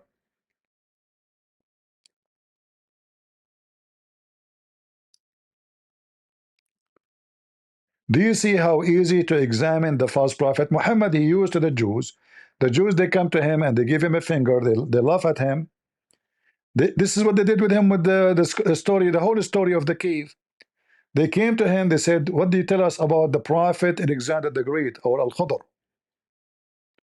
Muhammad, he went and he started collecting stories. He could not answer them. He came after a few weeks and he gave them this, the chapter of the cave. And then suddenly Alexander the Great, he became a prophet and he found where the sun set and the sun set in murky water. Huh?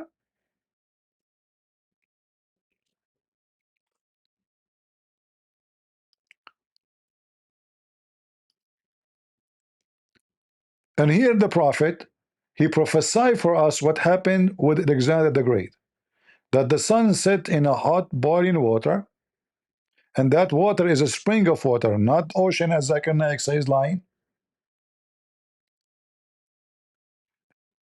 They ask him about this man, Zulqarnain.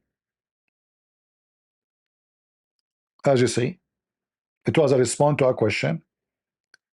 And obviously the Jews, they ask him this question to make fun of him because he's a fool. They knew he's going to give them a false answer. So he fell to the trap. That's why he hated them.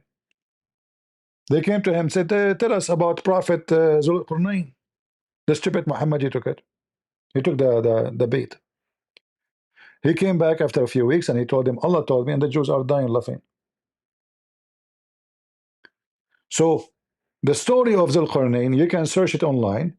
This is very old legends, and even in Syria, they mention another story. A guy, an author, he made a story. I think his name is Jacob, Yaqub. I can check again the name. So he wrote the story speaking about Zulqarnain, but he about Alexander the Great. He called him the two horn because the Roman they wear two horn hat when they go to war, and the character is a true, which means Alexander the Great is a real person, but the rest of the story is a fabrication. So he went all the way to the end of the world. He found where the sun set, and if you read carefully, it says here he kept going until he reached the sitting place of the sun. The sitting place of the sun. So this is a king. I mean, how every few hours we will have a sunset. Every day. I do not need to go anywhere. So he kept going until he reached a point, which is supposedly the end, where the sun sets. And he found the sitting place of the sun. Read carefully. It is not only he reached where the sun set, he reached the sitting place of the sun. So Muhammad, he claimed to be a prophet, and he prophesied to us about a story never happened. He found the sun sitting in a spring of a black, muddy, boiling water. The Muslim, they try to fix it. We give them a finger by reading for them what Muhammad said.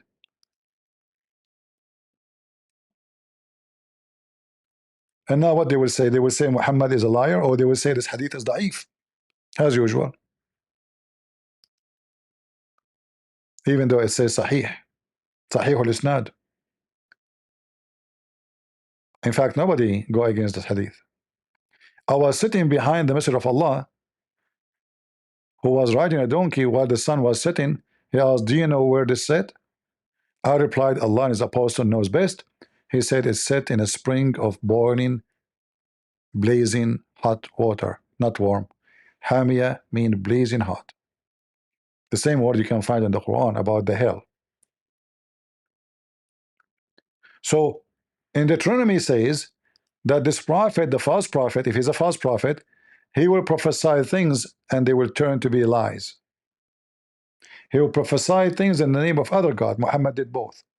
He prophesied in the name of Allah, which is a pagan God, and Muhammad, he prophesied false prophecies which return to be false. We can quote for you endless numbers of false prophecies of Muhammad. Look, we are not even done. If we continue here, you will see even he found where the sun rises. He found the rising place of the sun. Again, stupid Muhammad. And then, not only done, are we done? No. Then he reached an area where he met with people who do not understand the word. Okay, those people don't understand the word. And suddenly, those people who don't understand the word, they told him, can you build for us a dam? Like, what the heck? I thought you didn't understand the word.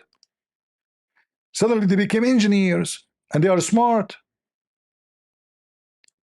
And how Zulqarnain, he occupied them, and they hire him to build a dam. I mean, can you believe that I am the king, I occupy a nation, and then the nation, they pay me. They pay me.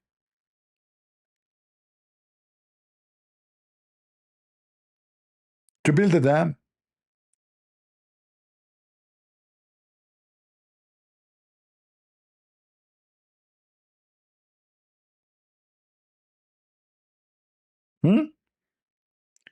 Secondly, you stupid Muhammad, if we build a dam between us and Gog and Magog, is the earth is a flat? Yes, according to Muhammad. This is why they cannot go. So the stupid Muhammad, he make a fictional story that Gog and Magog are behind a wall, and the wall is a wall between two mountains. And if we build a dam, they will not be able to get out. And they will be digging until one day. They will make a hole, and they will be able to go through the hole. Mayday, Mayday, Muhammad in the hole.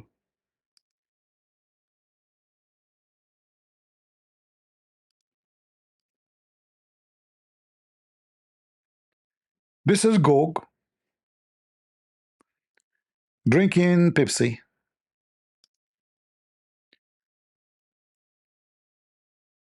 This is the family of Gog and Magog. You know, they are like very well-known people, you know, just to give you an idea. Say hello. Oh, look, even his address there, Gog and Magog, you know. Yeah. Muhammad stories. So Muhammad the Prophet, he come with the story of Gog and Magog because the Muslim, they put him in the corner, sorry, the Jews, and they trap him and they made him say such a stupid stories.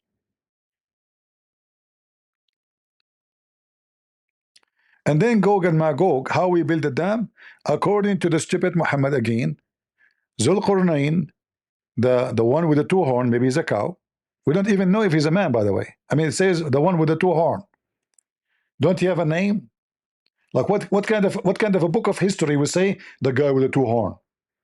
The guy with the two horn, he came and he arrived where the sun set. And then the guy with the two horn came. It doesn't even say the guy.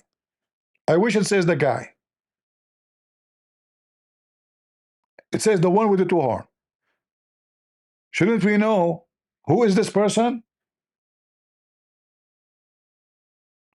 It's a cow? It's a deer? So he told them, bring me blocks of iron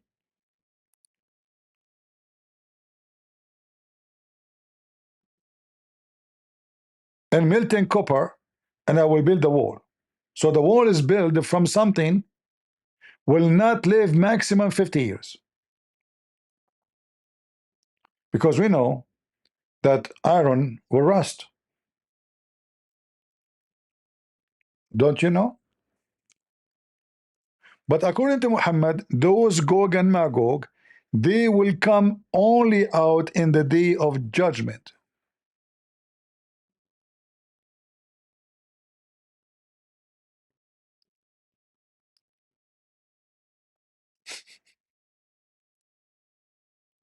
Are you with me? Oh boy. Prophet Muhammad.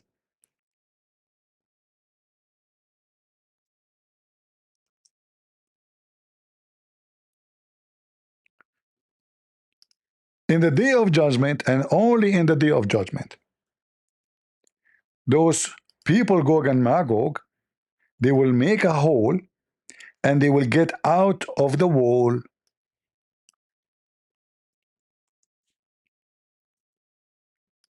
Chapter 21, verse number 96. When will happen? When this will happen? In the day of judgment. We just showed you the hadith when Muhammad, he said that he will fight the Turkish is a sign of the day of judgment.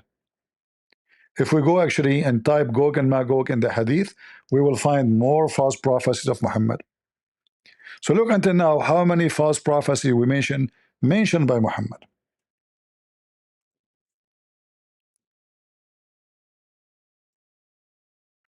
Do you see it? And here a bigger false prophecies of Muhammad. Muhammad, he claimed that the Gog and Magog and the day of judgment will happen in his time. Am I lying? Read it. Muhammad, he came from his house and he was frightened.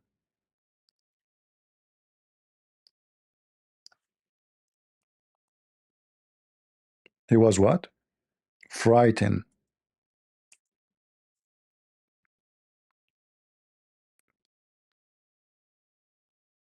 Why?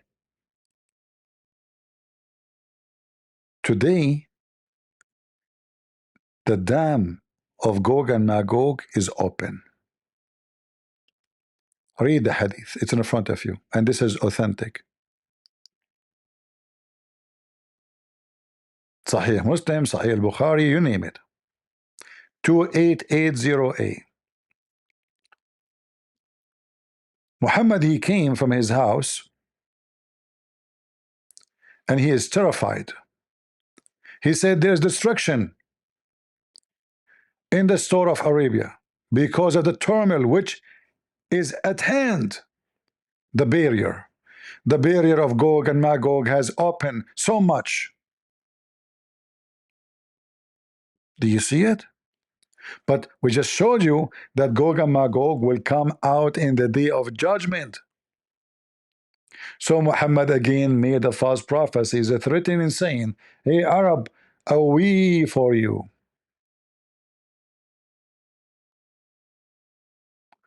Your destruction is coming. Gog and Magog just left the gate. It's like Harry Potter, movie, or the Lord of the Ring. Very the same, huh? Look, did Muhammad prophesied affliction and the end of the world? What is the name of the title? Afflictions and the end of the war. So when Muhammad, when he speak about this, he's talking about what? Talking about the hour, the day of judgment is approaching, the end of the world. The prophet got up from his sleep. He saw a vision from Allah. His face was a flushed red and said, "None has the right to be worshipped but Allah. We to the Arab from the great evil that nearly approaching them." Did he say nearly? Muslim, did he say nearly?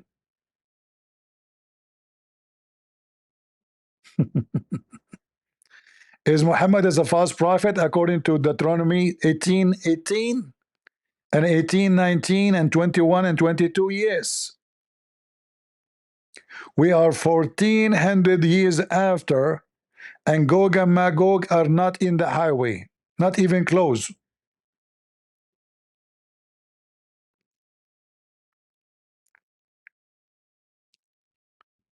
And Muhammad make other poo-poo, more false prophecies. Not only he said, the hour will not come until you fight the Turkish, but Muhammad, he failed to know that the Turkish are going to be Muslims. What Turkish we will fight? What Turkish we will fight before the day of judgment? It's a sign of the day of judgment, right? The signs of the day of judgment. But listen carefully. The poo-poo of Muhammad did not stop here.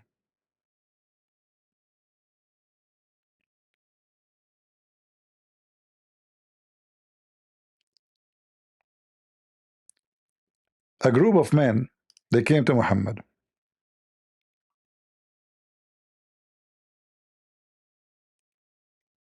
And they have a boy with them.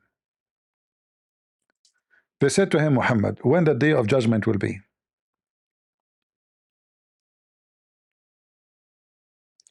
When the day of judgment will be? He said, this boy will not grow old before the hour come. The Muslim, they try to fix it. They say, look in the translation, this is to the old people of this generation. Okay, hold on. The last hour would come to you. What is the question? Prophet.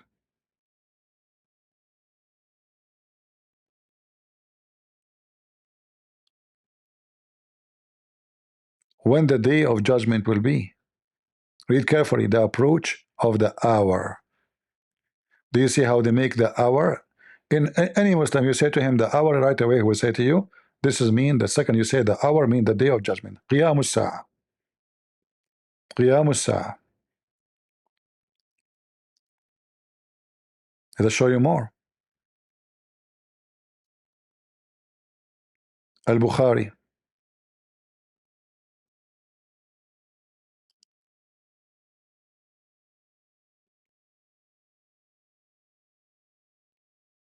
The same hadith is reported.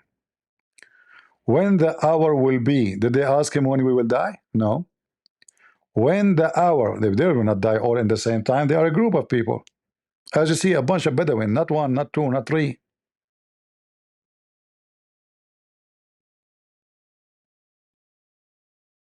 The Muslim, they add between two brackets to fix it. They say the death of those people addressed.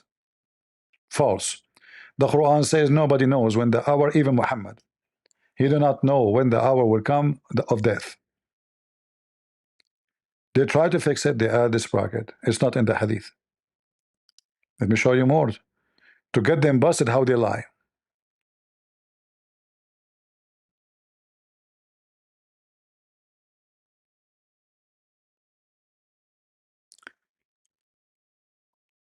All those hadith are authentic. But just to show you how stupid the Muslims are when they try to duct tape. What is the name of the book? The book of interpolation and the last hour. The signs of the last hour. Do you see it? This is the title. Okay.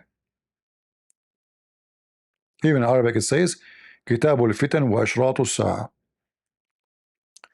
The chapter, the approach of the hour, not somebody hour, the day of judgment of all mankind. Reported from Anas, he said, a person asked Allah Messenger as to when the last hour would come. Do you see the last hour? He had in his presence a young boy of the Ansar. Ansar are a group of people who converted to Islam supposedly, who was called Muhammad. The boy, his name is Muhammad too. They called him Muhammad after the name of Muhammad.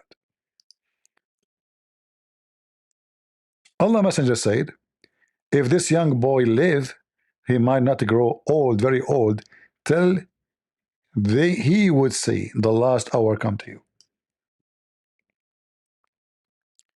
How obvious that Muhammad is a false prophet.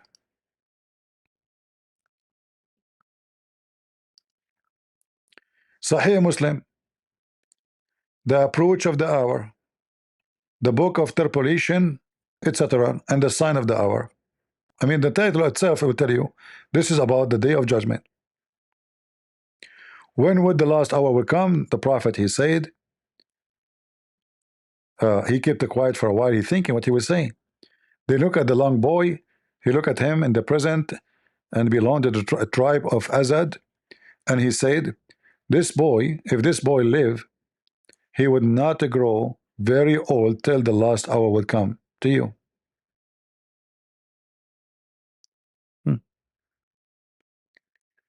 False prophet. We can continue.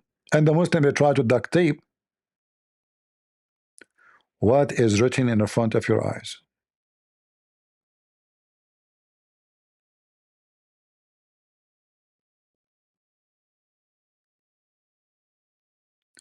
The hour will establish, the hour will establish, as you see, it's all over. But are we done? No. We have tons of reference about Muhammad being false prophet. What about we go to the Quran now? Beside the dam which nobody can find, beside what his name? Even Yasser Qadhi, he admit that nobody can find this stupid dam, and Muslims are leaving Islam.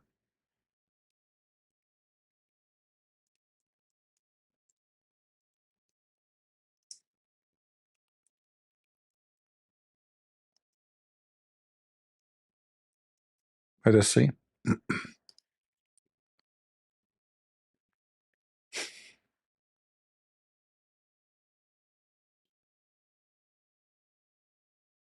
Gog and Magog.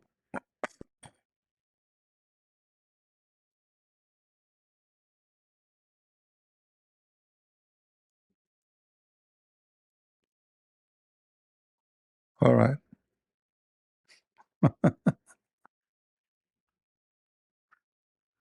Oh boy. Where are you, Gog and Magog? Hold on. I found Ali Dawa trying to fix it. Hold on. I found Ali Dawa video trying to fix it.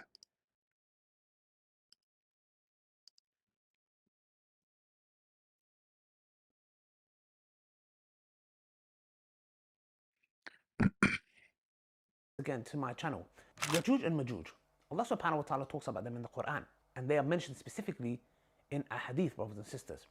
Now, one thing that a lot of people make a mistake, which I've seen, people of knowledge, is that they try to comprehend and understand who is Ya'juj and Ma'juj? Where are they? How could they stay in a cave for so long and dig, and just when they're about to come out? And obviously there's issues, some say there's issues with that narration, etc. Some parts of it, are not authentic, whatever it may be. I'm not trying to get into that, okay? And then Dhul Qarnayn, and there's so many speculations, etc. And a lot of people come and they're like, some people even get into doubt with this matter. Some individuals even leave Islam, and I'm like, what's the issue here? No way. You guys are the crux of the matter, because there are a lot of people and a lot of individuals who've tried to make people understand this and even push the narrative of these certain ex-Muslims, Guys, those evil people, they're trying to understand this.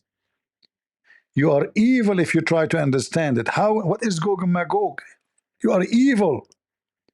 Some people, can you believe it? They're trying to understand this. How stupid. Go. That, people are leaving Islam because of this, apparently, yeah? Which I just heard one individual. His reasons were because, he didn't have intimacy with a lot of girls. Okay, I don't think it was. Guys, people are leaving Islam so they can have intimacy. Are you talking about Mimi Hijab and you? You go to the hotel of Mecca and he go to the hotel in London? Huh? And you give her a McDonald's and you F her and then you dump her? So people leave Islam to have intimacy, you idiot. Islam is a religion of sex. Why anyone want to leave Islam because you want to have sex when you can have 4 in the same bed? Continue. By the way, how is the halal cat food is doing? Even cat in Islam's, they need halal cat food. I thought cats, they eat even cockroaches. Cat need halal cat food? Really? Oh, okay. This issue at all, yeah? It was more of his desires. The point is this, that we fall for this, and then what we try to do is, in return, is like, I know, let's try to bring it down to a logical level and try to explain it in a logical way. Now, I've seen many people do this video. Do you see? Hold on. You see the hypocrite coward sons of Muta? When they say to you the Bible, when they say the Trinity is not logical. The second we ask them about the religion, why you have to bring it to logical level? But when it comes to our book, it's not logical. Why you are trying to bring it to logical level? You cannot take the Quran logically. But this is the same guy, he says, if God cannot enter as a creation, because if he enters as a creation, he became dependable. The other Abdul, he says, God, if he have a son, he became intangible. You remember this potato when he come to my channel and I made shish kebab of him and he ran? I asked him, let us debate about your video. He said, no, I want to talk only about the father, son of Muta, this piano. Intangible. They decide who God can be. They decide what God cannot be. They want logic as they wish, and they throw logic when they wish. People who believe in endless penis, they are logical. And now the shish kebab asking you why you want it to be logical.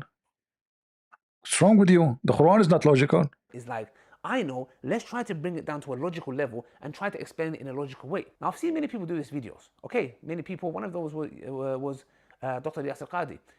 The thing is now, it's Ramadan. I'm not here to talk about anybody, really? etc. Okay? I don't want to make anything to ruin my fast, my Ramadan, etc. All I'm just saying is, obviously, there's a lot of things I don't agree with Dr. Yasir Qadi, and there's things I agree with also. So the thing is here, it's just, I don't want to get into the details and the nitty-gritty. The point I'm trying to make is, he also done a video on this matter. The point I'm trying to say, and what I don't understand is this: why do we have to understand everything in the context where, why does it always have to be logical? Why does it have to be something where we're like, oh, explain it to me logically, or, I'm going to start doubting things? This is exactly why Shaitan fell into this. So if a Christian try to understand the Trinity logically, this is Shaitan doing that to him, So when you question the Christians about the Trinity, you are Shaitan. Son of Muta. Let us take Yasir Qadi. Hold on. Yasir Qadi, he tried to fix it too. They have a false prophet, they have to duct tape him. Check it out. Actually, I can play some of To Weave a Singer to play for fun, you know, but let him go. So if somebody were to say, how can we believe these ahadith when Google Earth has mapped the whole world? We can zoom in and see everything around us, and there is no massive land hidden from mankind. The response is, Wallahu ala kulli shay'in qadir. Allahu a'lam. If we believe in the ahadith, this is what the ahadith tell us. This is what the ahadith tell us. And there's a simple rule that Ibn Taymiyyah mentions. Memorize this rule. Memorize. The Quran and Sunnah does not bring the impossible, but it does bring that which astounds the mind. Is it impossible that somewhere underground Allah has thousands of people living? It's not impossible. Hold on. Potato. What underground? The Quran says he built a dam, and they are behind the dam, not under the ground, you idiot. Are they rats? Are they mice? Are they cockroaches? Those are the Turkish. Is it impossible? It's not impossible. The mind. Is it impossible that somewhere underground Allah has thousands of people living? It's not impossible. It's not impossible. It's not surprising that our medieval scholars believe this type of stuff. Now, obviously, dare I say, anybody who knows science and geography and modern civilization, you cannot believe that there is a tribe for 4,000 years trapped behind a wall. I mean, if you believe this, if you believe this, you're a donkey, sorry, you know. I mean, and the Muslims are trying to find Muhammad in the book of Deuteronomy.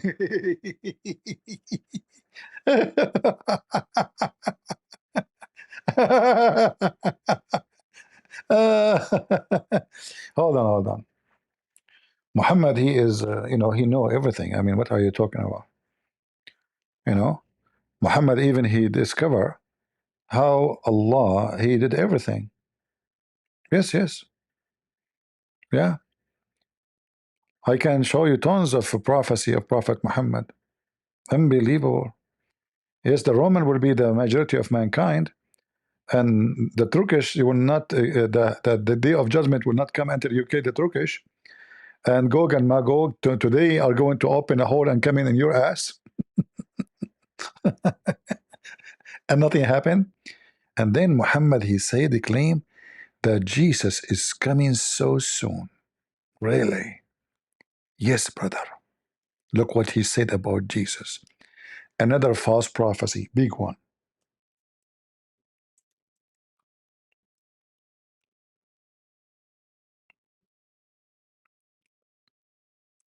Is that me saying that, Muslims? Is this a false prophecy or not? Muhammad, he predicted as a prophet, prophesying, swearing by Allah, saying the son of Mary, Isa, will shortly descend among you people. Speaking to who? To the Muslims in the front of him. In Arabic, it says liyushikna. What do yushikna mean? Mean extremely, very soon. Like almost.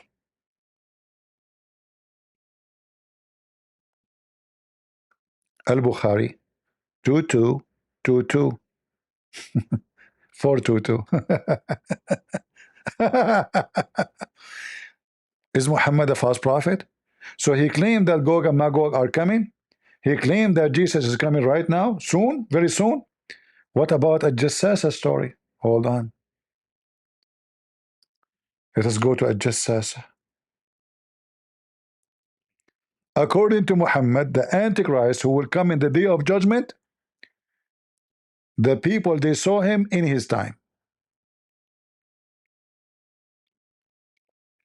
And this is, I will not read for you the Da'if hadith. I will read only the Sahih.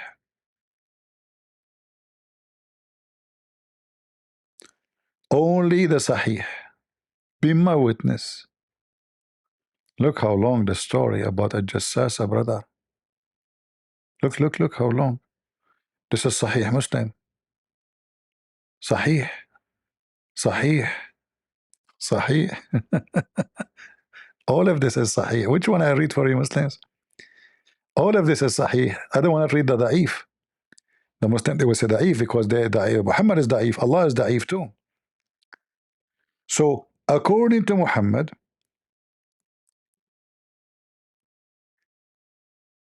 the Antichrist, the false Messiah, appear in the time of Muhammad,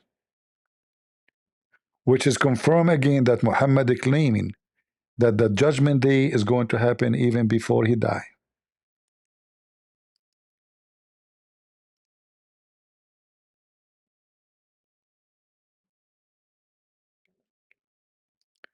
According to the fiction story of Muhammad, that a group of people, they were going in the ocean and Muhammad was telling them about the story, saying, look, this guy, he confirmed my story, the one I told you.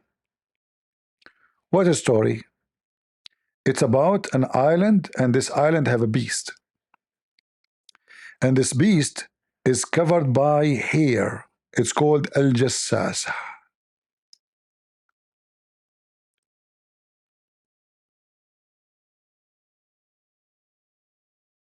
Al-Jassasa.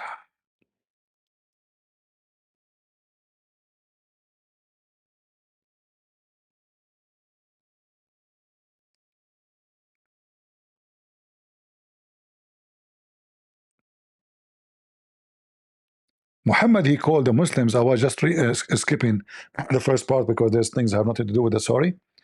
Muhammad, he told them, do you know why I had to ask you to assemble? He called them, come. Like, what happened? They said, no, Prophet. Why? Allah and His Messenger know best. Muslims are mushrikeen. They associate the knowledge of Allah with Muhammad. He said, by Allah, I have not made you assemble except for something very, very extraordinary warning. Very important warning.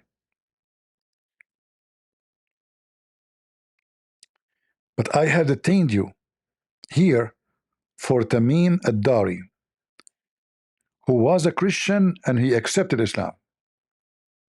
Obviously, Tamim ad-Dari is a fraud. He come to Muhammad, he heard Muhammad telling this story, and now he came to confirm the story of Muhammad. So look what happened. So Tamim ad-Dari, who was a Christian, who became a Muslim, told me something which agrees with what I was telling you. Remember this carefully. Agrees with what Muhammad already was saying. So Muhammad, he said the story already before Tamim ad-Dari. Tamim ad-Dari, he confirmed it. About a Dajjal. Who is the Dajjal? The Antichrist. He narrated to me, and he had sailed to a ship, in a ship, along 30 men of Bani Laqm and Bani Judham, and had been tossed by the waves in the ocean for a month. Then those waves, brothers, they took them near the land, within the ocean. Later we will find that this is Cyprus. At the time of the sunset, they sat in a small side boat and entered into the island. There was a beast with long, thick hair, and because of this, they could not even distinguish a face from its ass. Smash Allah. They said, we to you, who you can be. Their opponent says, oh, Yom al-Jassasa. Oh, mean.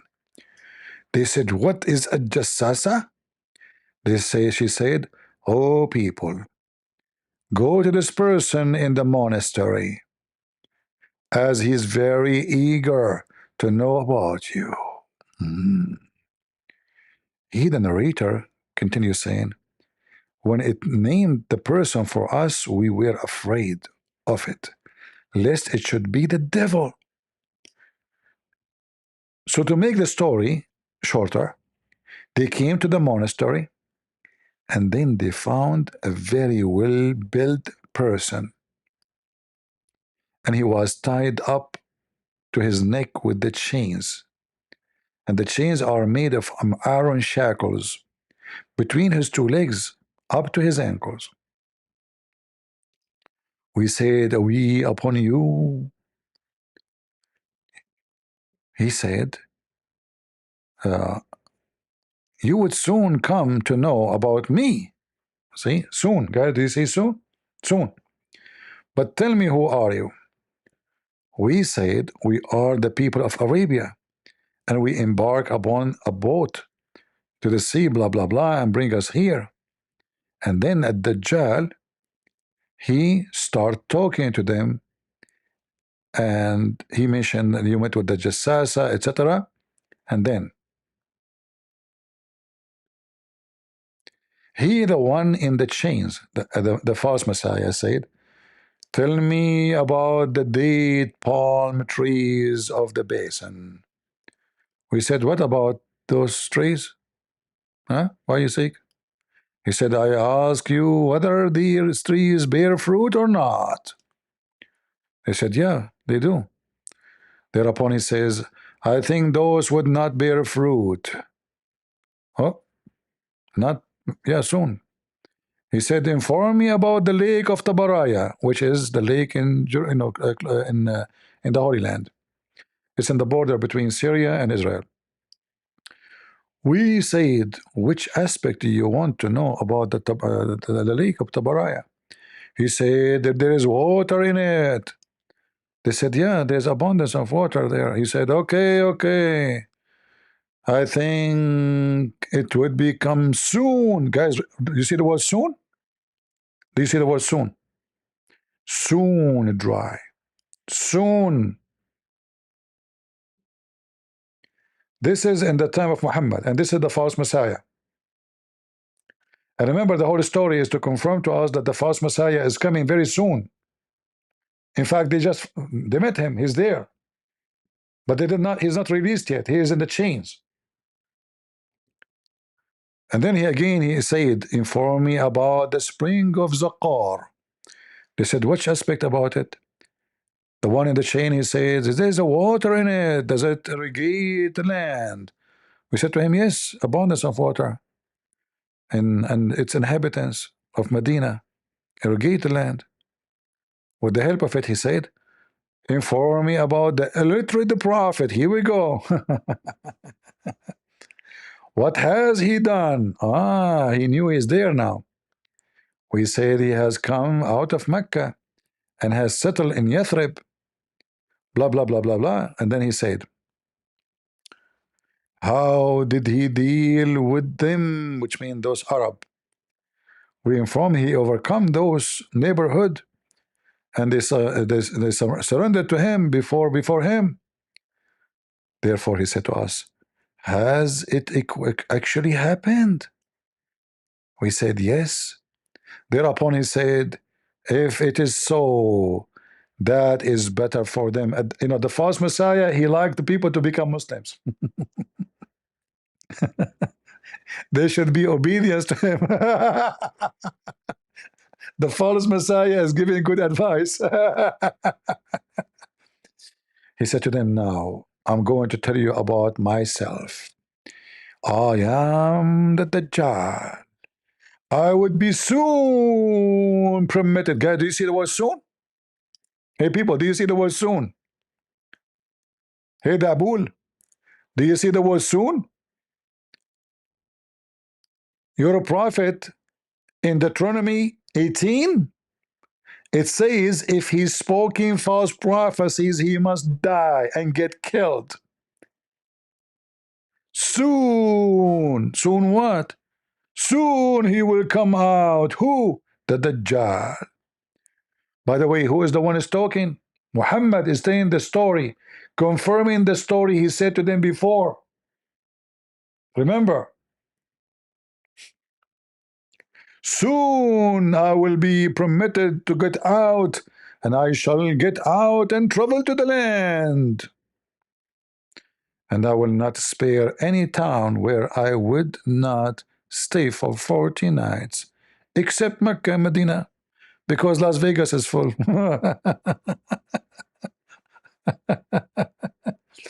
But here you see again Muhammad making a false prophecies. He claimed that the Messiah, the real Messiah, is coming soon. Liyushikna Isa, almost Jesus coming, the real Jesus.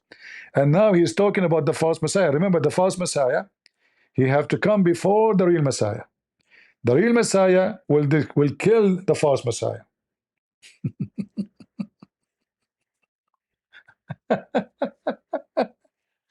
Soon I will.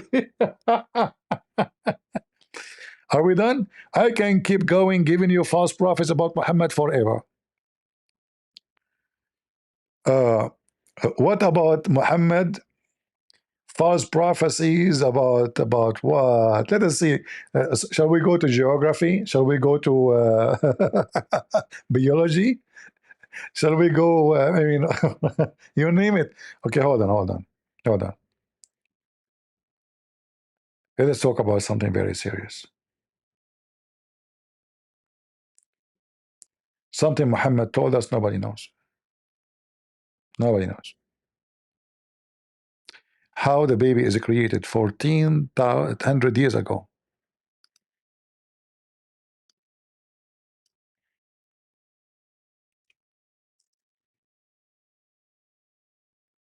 Huh?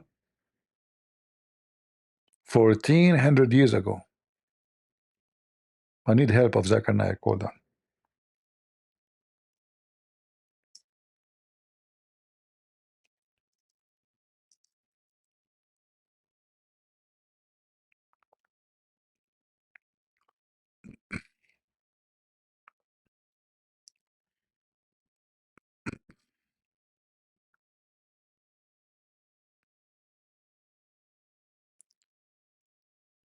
Let us see.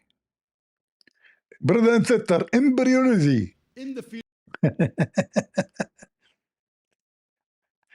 The false prophet of Allah.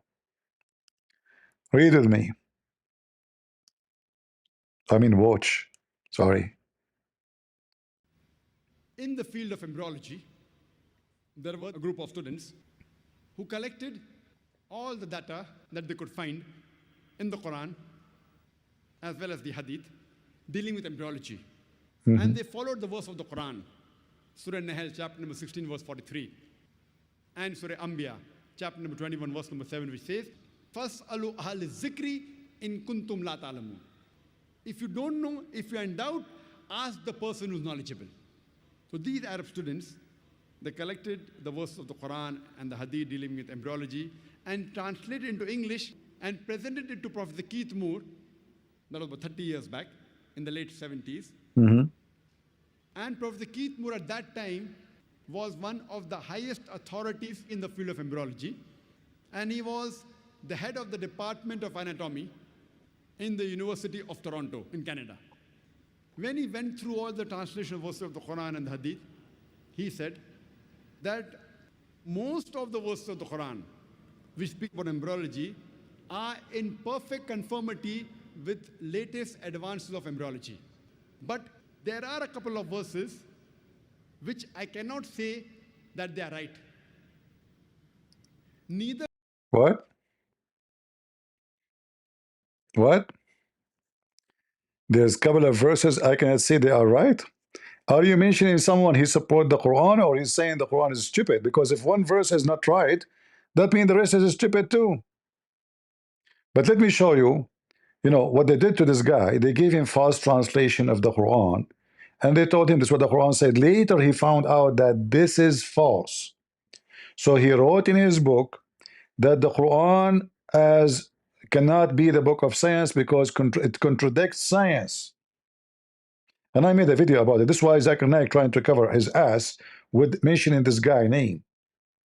So they invite him to Saudi Arabia. They gave him bigger check. They gave him false translation. The guy he read, he said, look fine for me. It looked like a science, doesn't look bad, But then later, he discovered that this translation is false. Let us go to the Quran and see how Muhammad speak of biology. Remember, this is a prophecy too.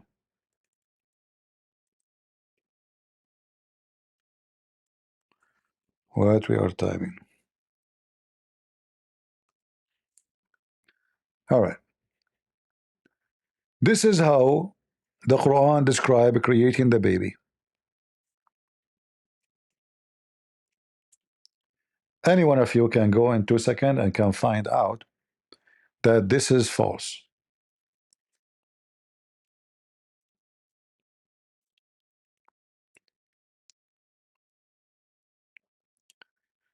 Is it true, according to science, that the semen become a dead blood? According to science, semen is not dead blood.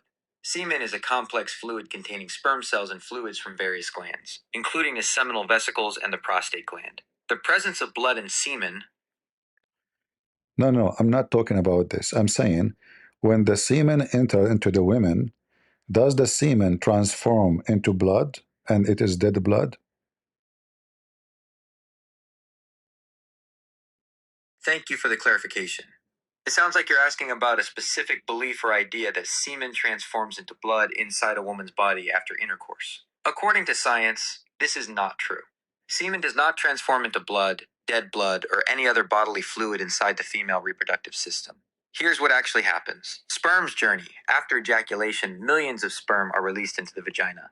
They immediately begin a difficult journey, swimming from the vagina through the cervix, into the uterus, and then into the fallopian tubes. This journey is a race against time, and many sperm do not survive.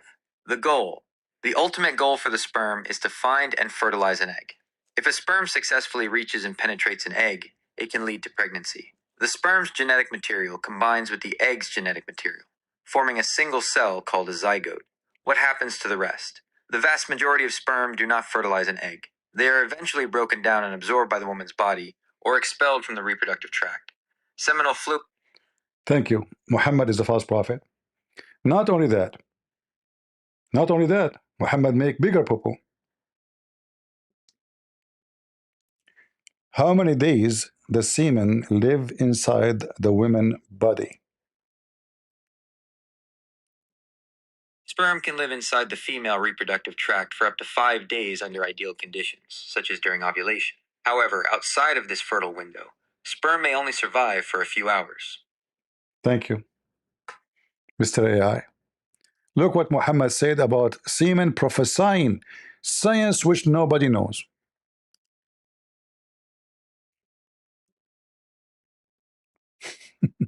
Remember, Muhammad is a prophet. Anything he say according to the Quran, according to Muslim, is from Allah. Muhammad is not a doctor. He did not even go to school. So when Muhammad he say this, it's from Allah. All right. So look what Muhammad he speak about how the baby is created. All those hadith are authentic.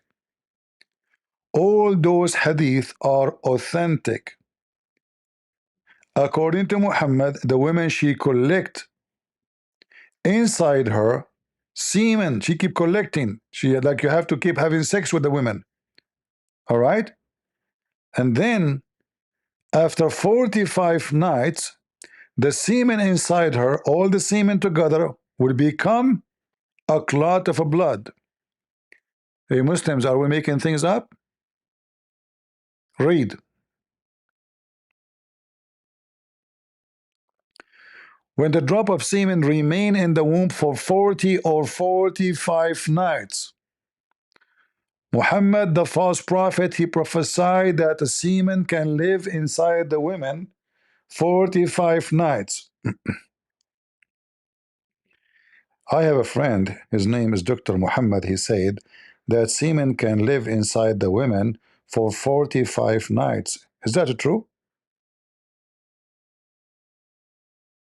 Sperm can survive in the female reproductive tract for up to 5 days, not 45 nights. The environment inside the woman's body, particularly the cervical mucus during ovulation, is what allows sperm to survive for this extended period. So why he is saying the semen can live up to 45 nights? Do you think he is a fake doctor? It's impossible for me to know the specific reasons behind your friend's statement. There could be a misunderstanding, or perhaps the information he's referencing is incorrect. It's also possible he was not speaking literally. No. He explained to me. He said, this is literally. He is my closer friend. You know, I'm an Arab and he is an Arab like me. He's a cousin, actually. He told me that the semen live inside the women for 45 nights and the women collect semen inside her and then the semen become a blood. Obviously, he is a very good doctor. What do you think? The claims that a woman's body collects semen and that it then becomes blood are not scientifically accurate. The biological processes of human reproduction do not involve these steps. Semen contains sperm, which can survive in the female reproductive tract for a limited time, up to 5 days, but it does not accumulate or transform into blood. Blood is a distinct bodily fluid with its own functions and components, and it is not created from semen.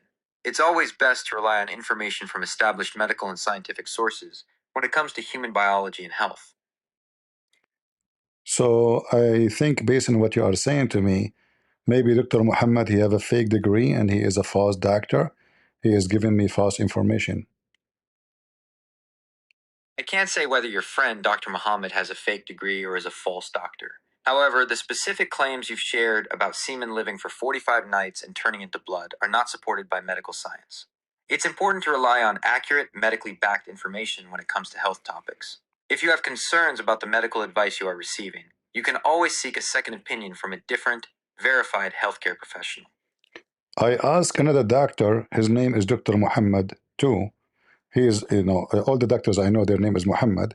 And he said that the semen will become a dead blood, and then the dead blood will become a piece of meat. And then the piece of meat will become bones.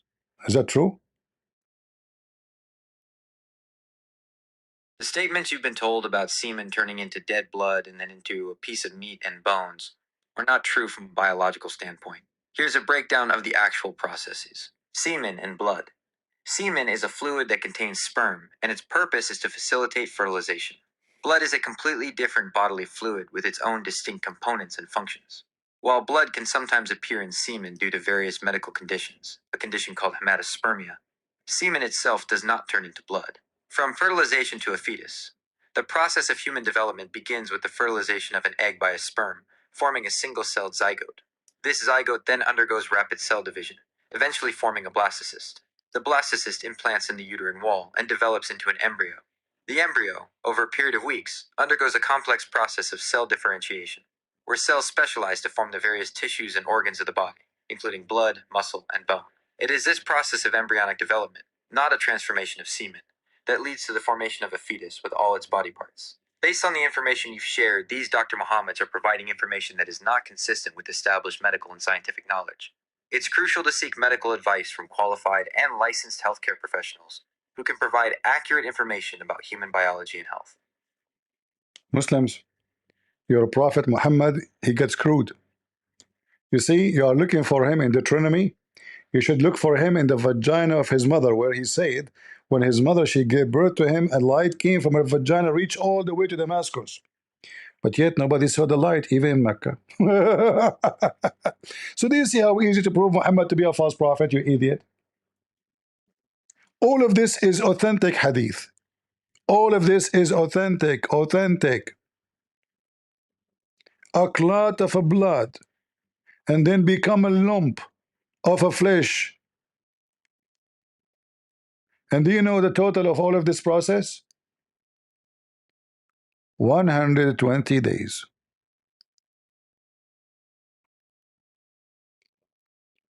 Do you see it?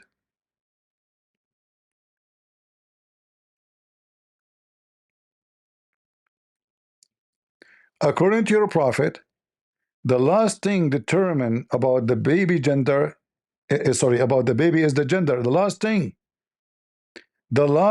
the angel asked him, male or female. But according to science, it is from the beginning. It's not the last thing. It is the first thing.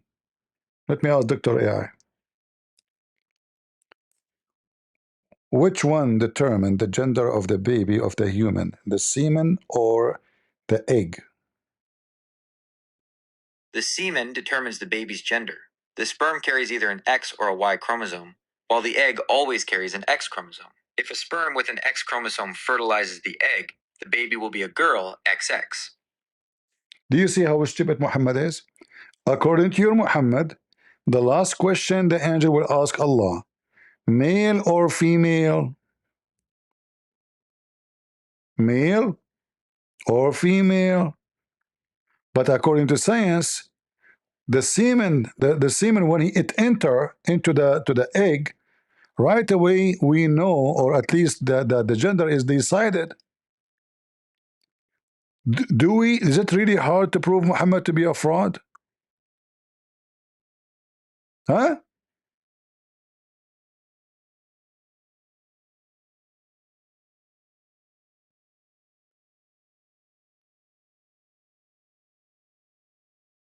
"40 days," and all of those, as you see, it's very authentic. The last question is it male or female? Allah, oh Allah, Allah, is it male or female? Allah.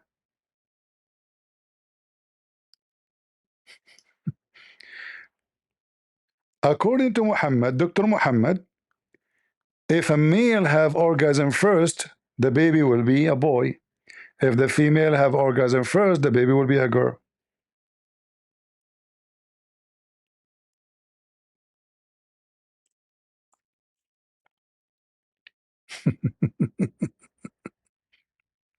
Read it. If the man orgasm, if the male discharge first, the baby will be like the father. If the female discharge first,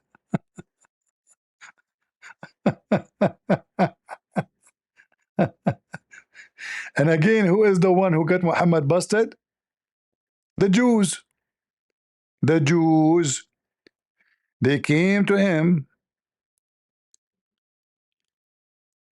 and they said to him, there's a 3 question, nobody knows the answer for them except a prophet of Allah. All right?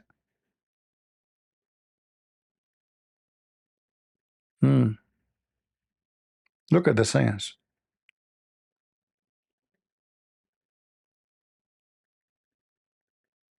Look at the science, brother.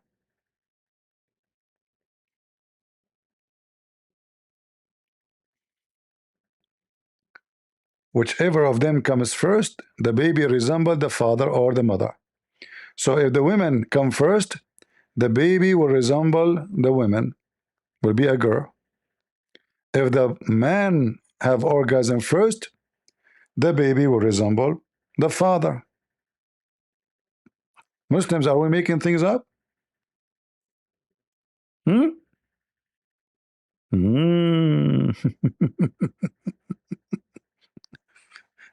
according to Muhammad, the women discharge is yellow and thin, and the man, and then now you know that Muhammad, he claimed that the liquid come from the woman vagina is what make the babies.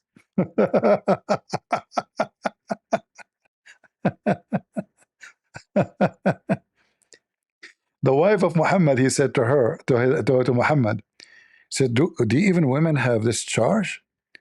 Which means Muhammad never was able to make his wife have orgasm. Otherwise, why his wife, she is surprised? Because the women, obviously the woman, she came to Muhammad is a whore. She said to him yesterday, I was touching myself and I have orgasm. Shall I wash? The wife of Muhammad, she said, do women even have this charge? What?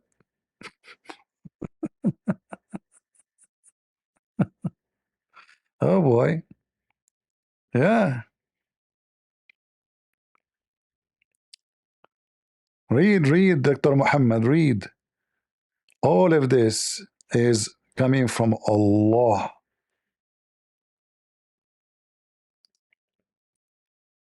And here Salama, the wife of Muhammad, she gave a finger to Muhammad, expose him that he do not know how to have sex. She said, the Messenger of Allah, he said, if she see that she has a discharge, then let her perform a bath. Salama, the wife of Muhammad, said, oh, Messenger of Allah, does that really happen? Which means the women have discharge? Muhammad, he never made Salama have discharge.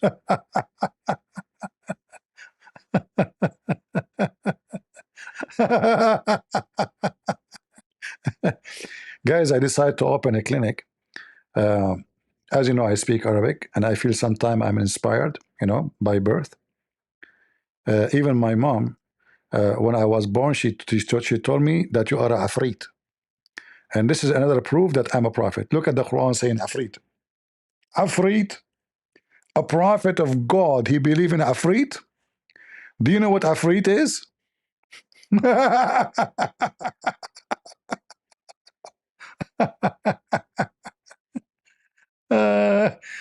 Muhammad, you are a prophet of Allah?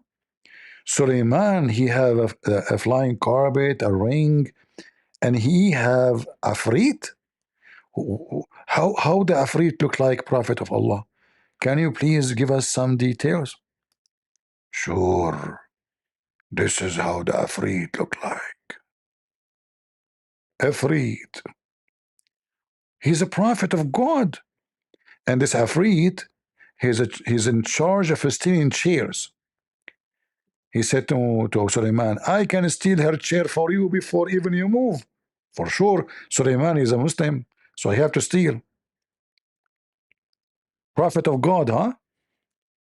Muhammad is a prophet of God.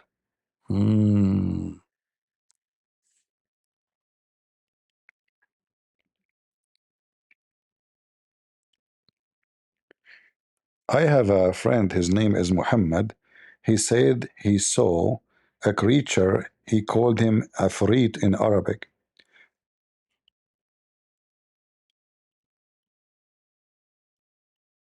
Hold on. My phone crashed. My friend Muhammad, he told me that last night he saw a creature, he called him Afrit in Arabic. Do you know what Afrit is? Based on your description, the creature your friend saw is likely a ghoul, or ghoul in Arabic. Ghouls are mythical creatures often associated with cemeteries and consuming human flesh. No, he called him Afrit. Ah, okay. That makes more sense. The creature he's talking about is likely an ifrit, which can also be spelled as afrit or ifrit. In Islamic culture, an ifrit is a powerful type of jinn, a supernatural being. They are often depicted as malevolent or demonic, associated with the underworld, and sometimes with the spirits of the dead. But is Afrit is something exists and it's true? I'm afraid now. Don't worry, an ifrit is a mythological creature from Islamic folklore, often described as a powerful and malevolent type of jinn made of fire. They are part of traditional stories and beliefs, not something that physically exists in the real world. So do you think it's fiction? I should not be worried? Ifrits are mythological creatures from Islamic folklore and are not considered to exist in the real world. You should not worry. I'm afraid he will come to me at night and he will do something to me because I'm very naive. There's no need to be afraid. Ifrits are fictional creatures from folklore, not real beings that can harm you. You are safe. Do you think I should tell my mom about the Afrit? Since an Ifrit is a fictional creature, you don't need to worry about it. If you're feeling scared or anxious, however, it's always a good idea to talk to your mom or another trusted adult about how you're feeling. They can help you feel better and remind you that you're safe. But I saw the pictures on the internet of the Afrit. He had big teeth and he looks so scary. The scary images of Ifrits you see online are artists' interpretations for games, movies, and other stories. They are not real. I'm not sure how you can confirm that this is not a true person, because even I saw a video on YouTube, he speak like scary voice, very powerful, and he have big teeth and he have a long hair and he look Asian, by the way. Why you look Asian? The scary videos and images you see are from movies and video games that use the Ifrit as a fictional monster. They are not real. Can you prove that to me, that this is not true?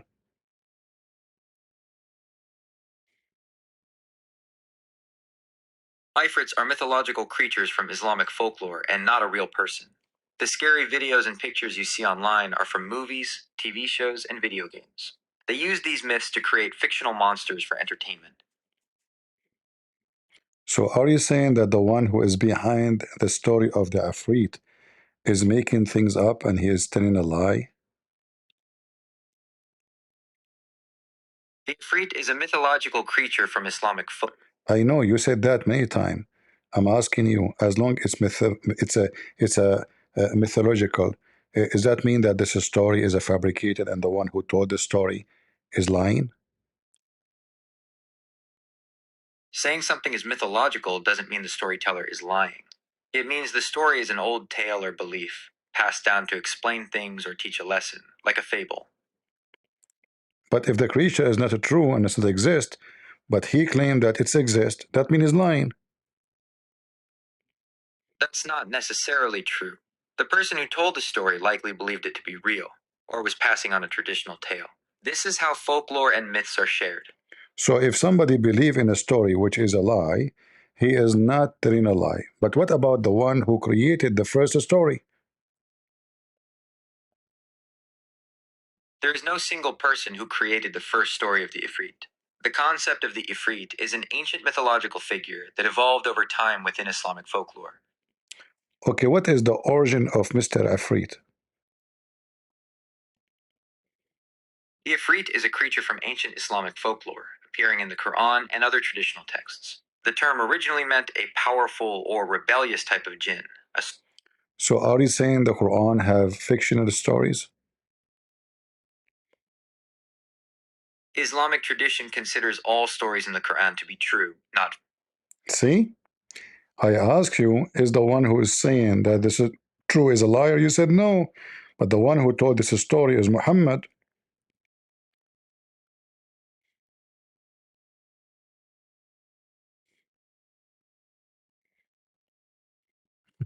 The concept of the Ifrit is a mythological figure from.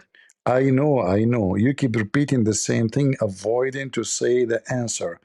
That my friend Mr. Muhammad, he created a fictional story, Mr. Afrit, to scare the hell of me because he wanted me to eat my dinner before I go to sleep and brush my teeth. He told me, if you don't brush your teeth, Afrit will come to you. So is he lying or not? Ah, that makes perfect sense. Your friend Muhammad wasn't trying to lie to you. He was using a fun story about the Ifrit to encourage you to do things that are good for you, like eating your dinner and brushing your teeth. It was a creative way to get you to follow good habits. So he's lying to me to make me do good things, correct? He's not exactly lying. He's using a story to encourage you to do something good for your health. But he made me believe that the Afrit is truly exist, and he can even steal chairs. I apologize for any misunderstanding. No, don't worry. I'm talking about him, my friend Muhammad. He made me believe that this guy is exist, Afrit, and he told me even he will steal your chair. Your friend Muhammad was just telling a story to get you to do something good for your health. The Ifrit is a mythical creature, and it isn't going to steal your chair or do anything else to you. So how you explain that I have a chair is missing in my home now? A missing chair is usually due to someone moving it. Exactly. It must be the Afrit.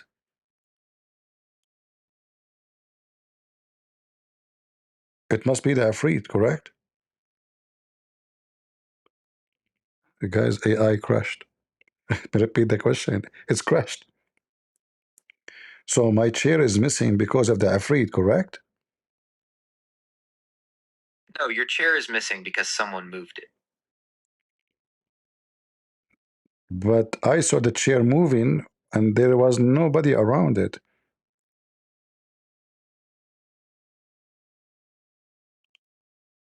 There's usually a logical explanation for things like that, such as vibrations from a nearby appliance or a slightly sloped floor. If you're concerned, you could try placing a small ball on the floor to see if it rolls.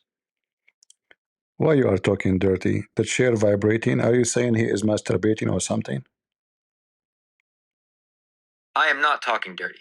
I am suggesting that a chair might move due to vibrations from an appliance or a slight slope in the floor. Okay, let's go back to the Afrit because I like this topic and I'm still scared. You did not convince me. So Mr. Afrit, who appeared in the Quran, he told Suleiman he will steal a chair. And the Muslims believe that this is a true story. So why you think the Muslims believe it's true story if it's a fictional story, as you said? In Islamic belief, jinn are real supernatural beings. The Quran mentions an Ifrit as a type of jinn, which is why Muslims believe they exist. But you told me it's a fictional character, fictional person, does not exist, correct? I'm sorry for the confusion. To clarify, in Islamic theology, jinn, including Ifrits, are considered real beings. I know, but you told me previously, don't worry about the Ifrit, it's just a mythological creature, he does not exist, correct?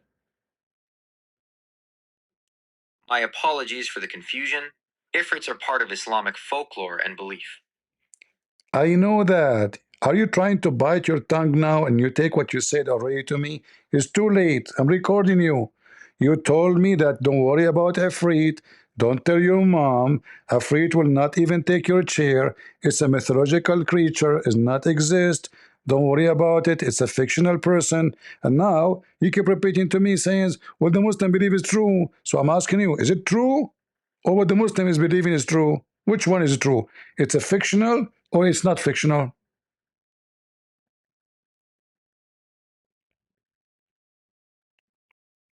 It's crashed. I crashed AI.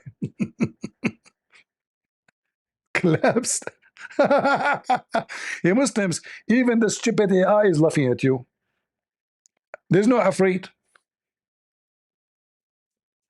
This is a prophet of God. Afraid who steal chairs? Hmm? And not only that, Prophet Muhammad, he told us an amazing story about a guy, his name is Solomon. He died standing for a year, and nobody noticed that he is dead. True story.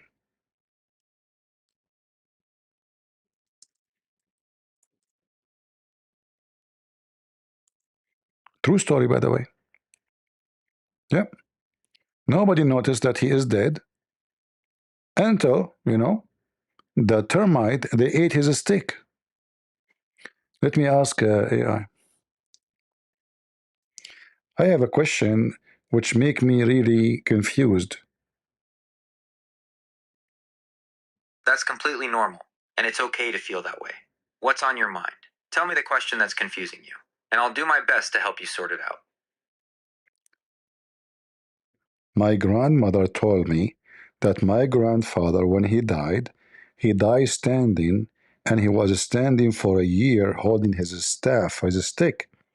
And nobody noticed that he is dead for 1 year, 12 months. Enter the termite, they ate the stick, and he fell down. What do you think about this story? Is it true?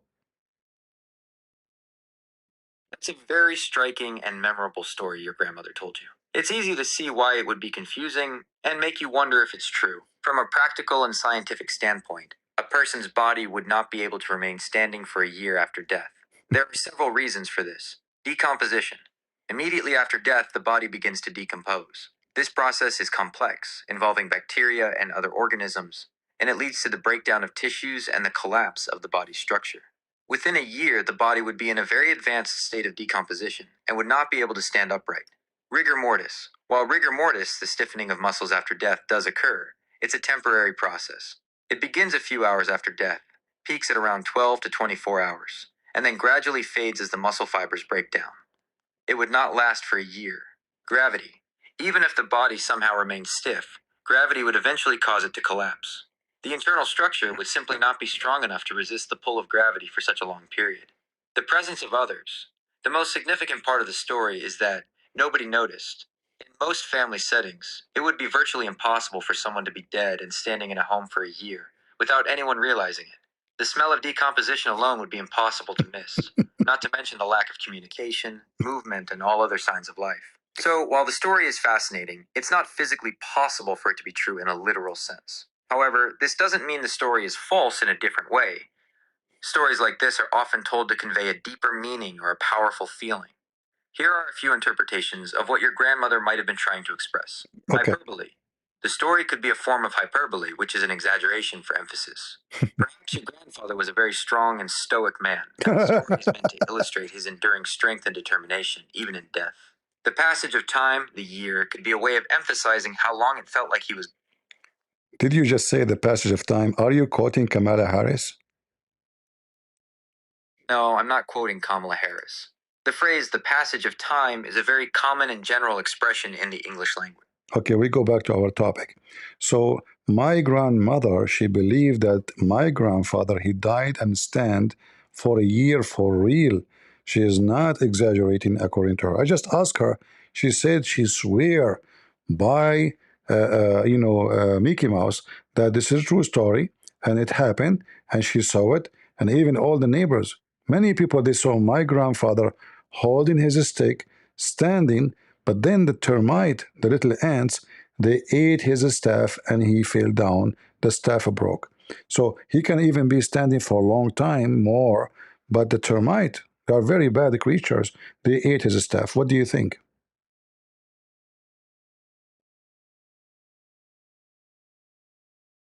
What happened? This AI collapsed again. Okay. I have my friend Muhammad, which I told you about. That's great. What about your friend Muhammad? Are you looking for information about the name Muhammad or something else? He told me that his grandfather, he died standing for a year, and his wife, his children's, and even he is working ahead of a government department. Nobody noticed. People, they go to his office, nobody noticed that he is dead for a year.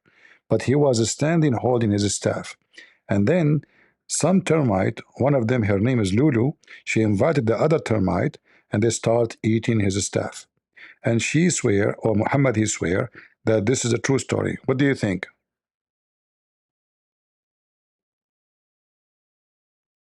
Let's crash again. Maybe I should make it shorter.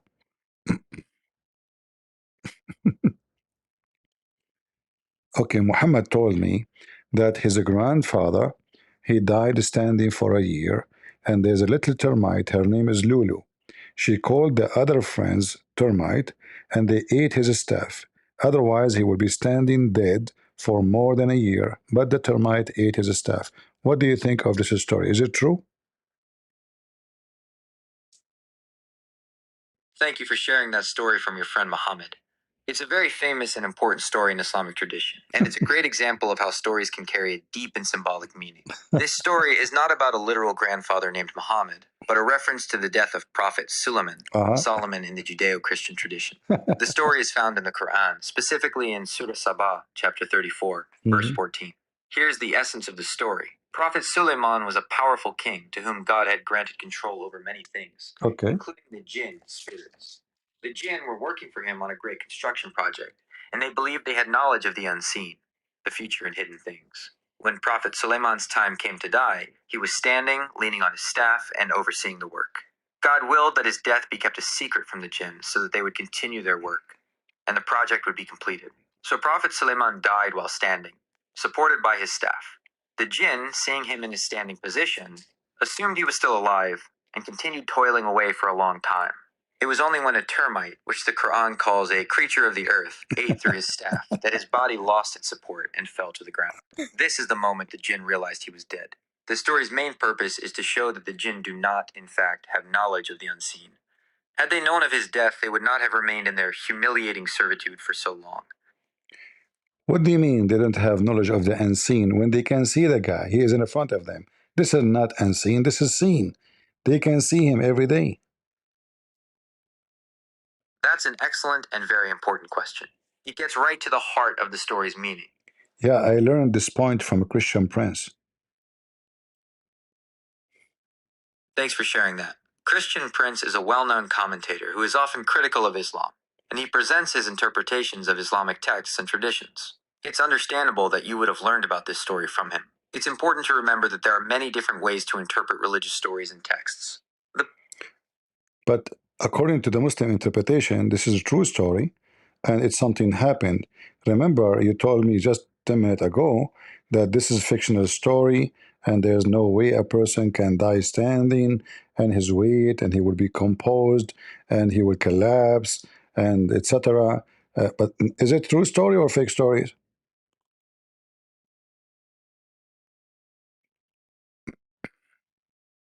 It's a very important point you're raising. and it gets to the heart of the confusion. You've correctly remembered my previous explanation about how a human body cannot physically remain standing for. Christian Prince remind me of your answer 10 minutes ago. Otherwise, I'd have a very bad memory. I mentioned Christian Prince when you said you learned about the jinn not having knowledge of the unseen from him.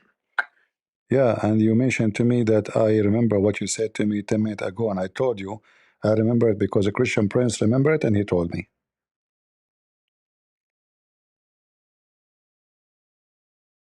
I'm glad to hear that. My purpose is to provide clear and helpful information. And so what do you think? Is the story mentioned in the Quran, is it fictional or is true? Is it supported by science that a person can die standing, as the Quran saying, for a year, and his wives, his family, and even his ministers, his soldiers, nobody noticed that he is dead? And is it possible that take 1 year to the termite to eat his staff?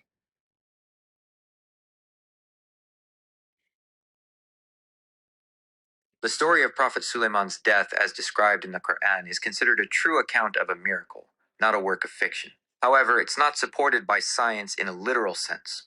The story's truth versus science from a First of all, how this is a miracle if the guy died and he did not fail according to the Quran because he's holding his staff, not because Allah made it appear. That's an excellent question, and it gets to a deeper point about the miracle itself. The Quranic account doesn't say that Suleiman's dead body was actively holding the staff in the way a living person would. The text says he was leaning on his staff at the moment of his death. Exactly, and this is why he was not be discovered to be dead. It's not because it's a miracle. So he died standing, he leaned on the staff, he was like this for a year, nobody noticed. Nowhere in the verse it says that this is a miracle.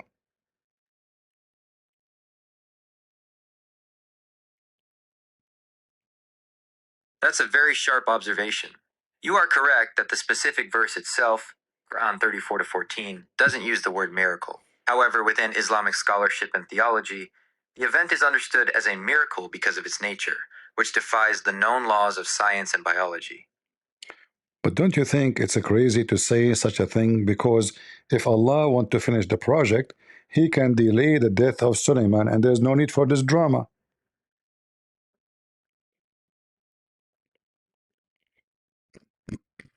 That's a very understandable and logical point to make. From a human perspective, it seems like a very complicated and dramatic way to achieve a simple goal. And why Allah don't command the genie without even Suleiman? Are you saying Suleiman is more powerful than Allah and Allah cannot command the genies?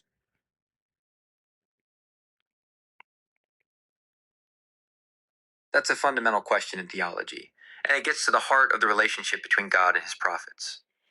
Do you think the genies of Suleiman, they are the one who built the White House in Washington, D.C.?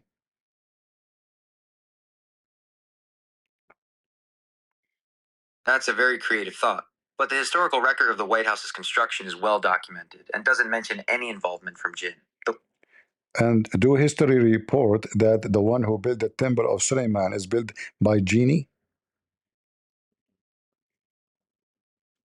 That's an excellent question that brings together history and religious texts. The answer depends on whether you are looking at historical and biblical.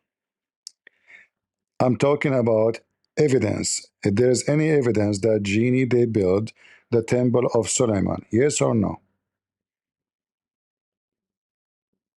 In short, nope, there is no historical or archaeological evidence that jinn built the Temple of Solomon. The belief that jinn were involved is found in religious texts, specifically within the Quran and Islamic tradition. No. So if there is something cannot be proven by history, it must be fictional, correct?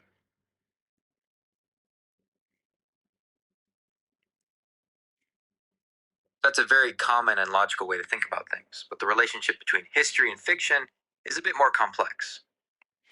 Anything I give you, you tell me it's complex. You know what?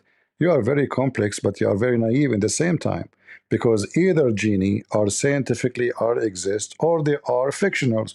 Or they exist, or they are fictionals.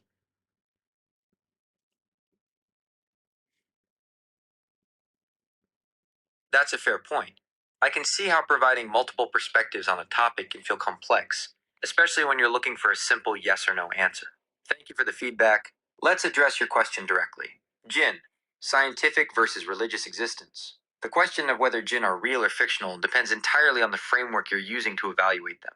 There isn't one single answer that satisfies both scientific and religious viewpoints. I can tell that you are trying to avoid giving me the answer. So, is genie, if I go to a scientist and I ask him where I can find genie, can he find me where I can find genie? He would say to me, genie are truly exist, or he would deny them.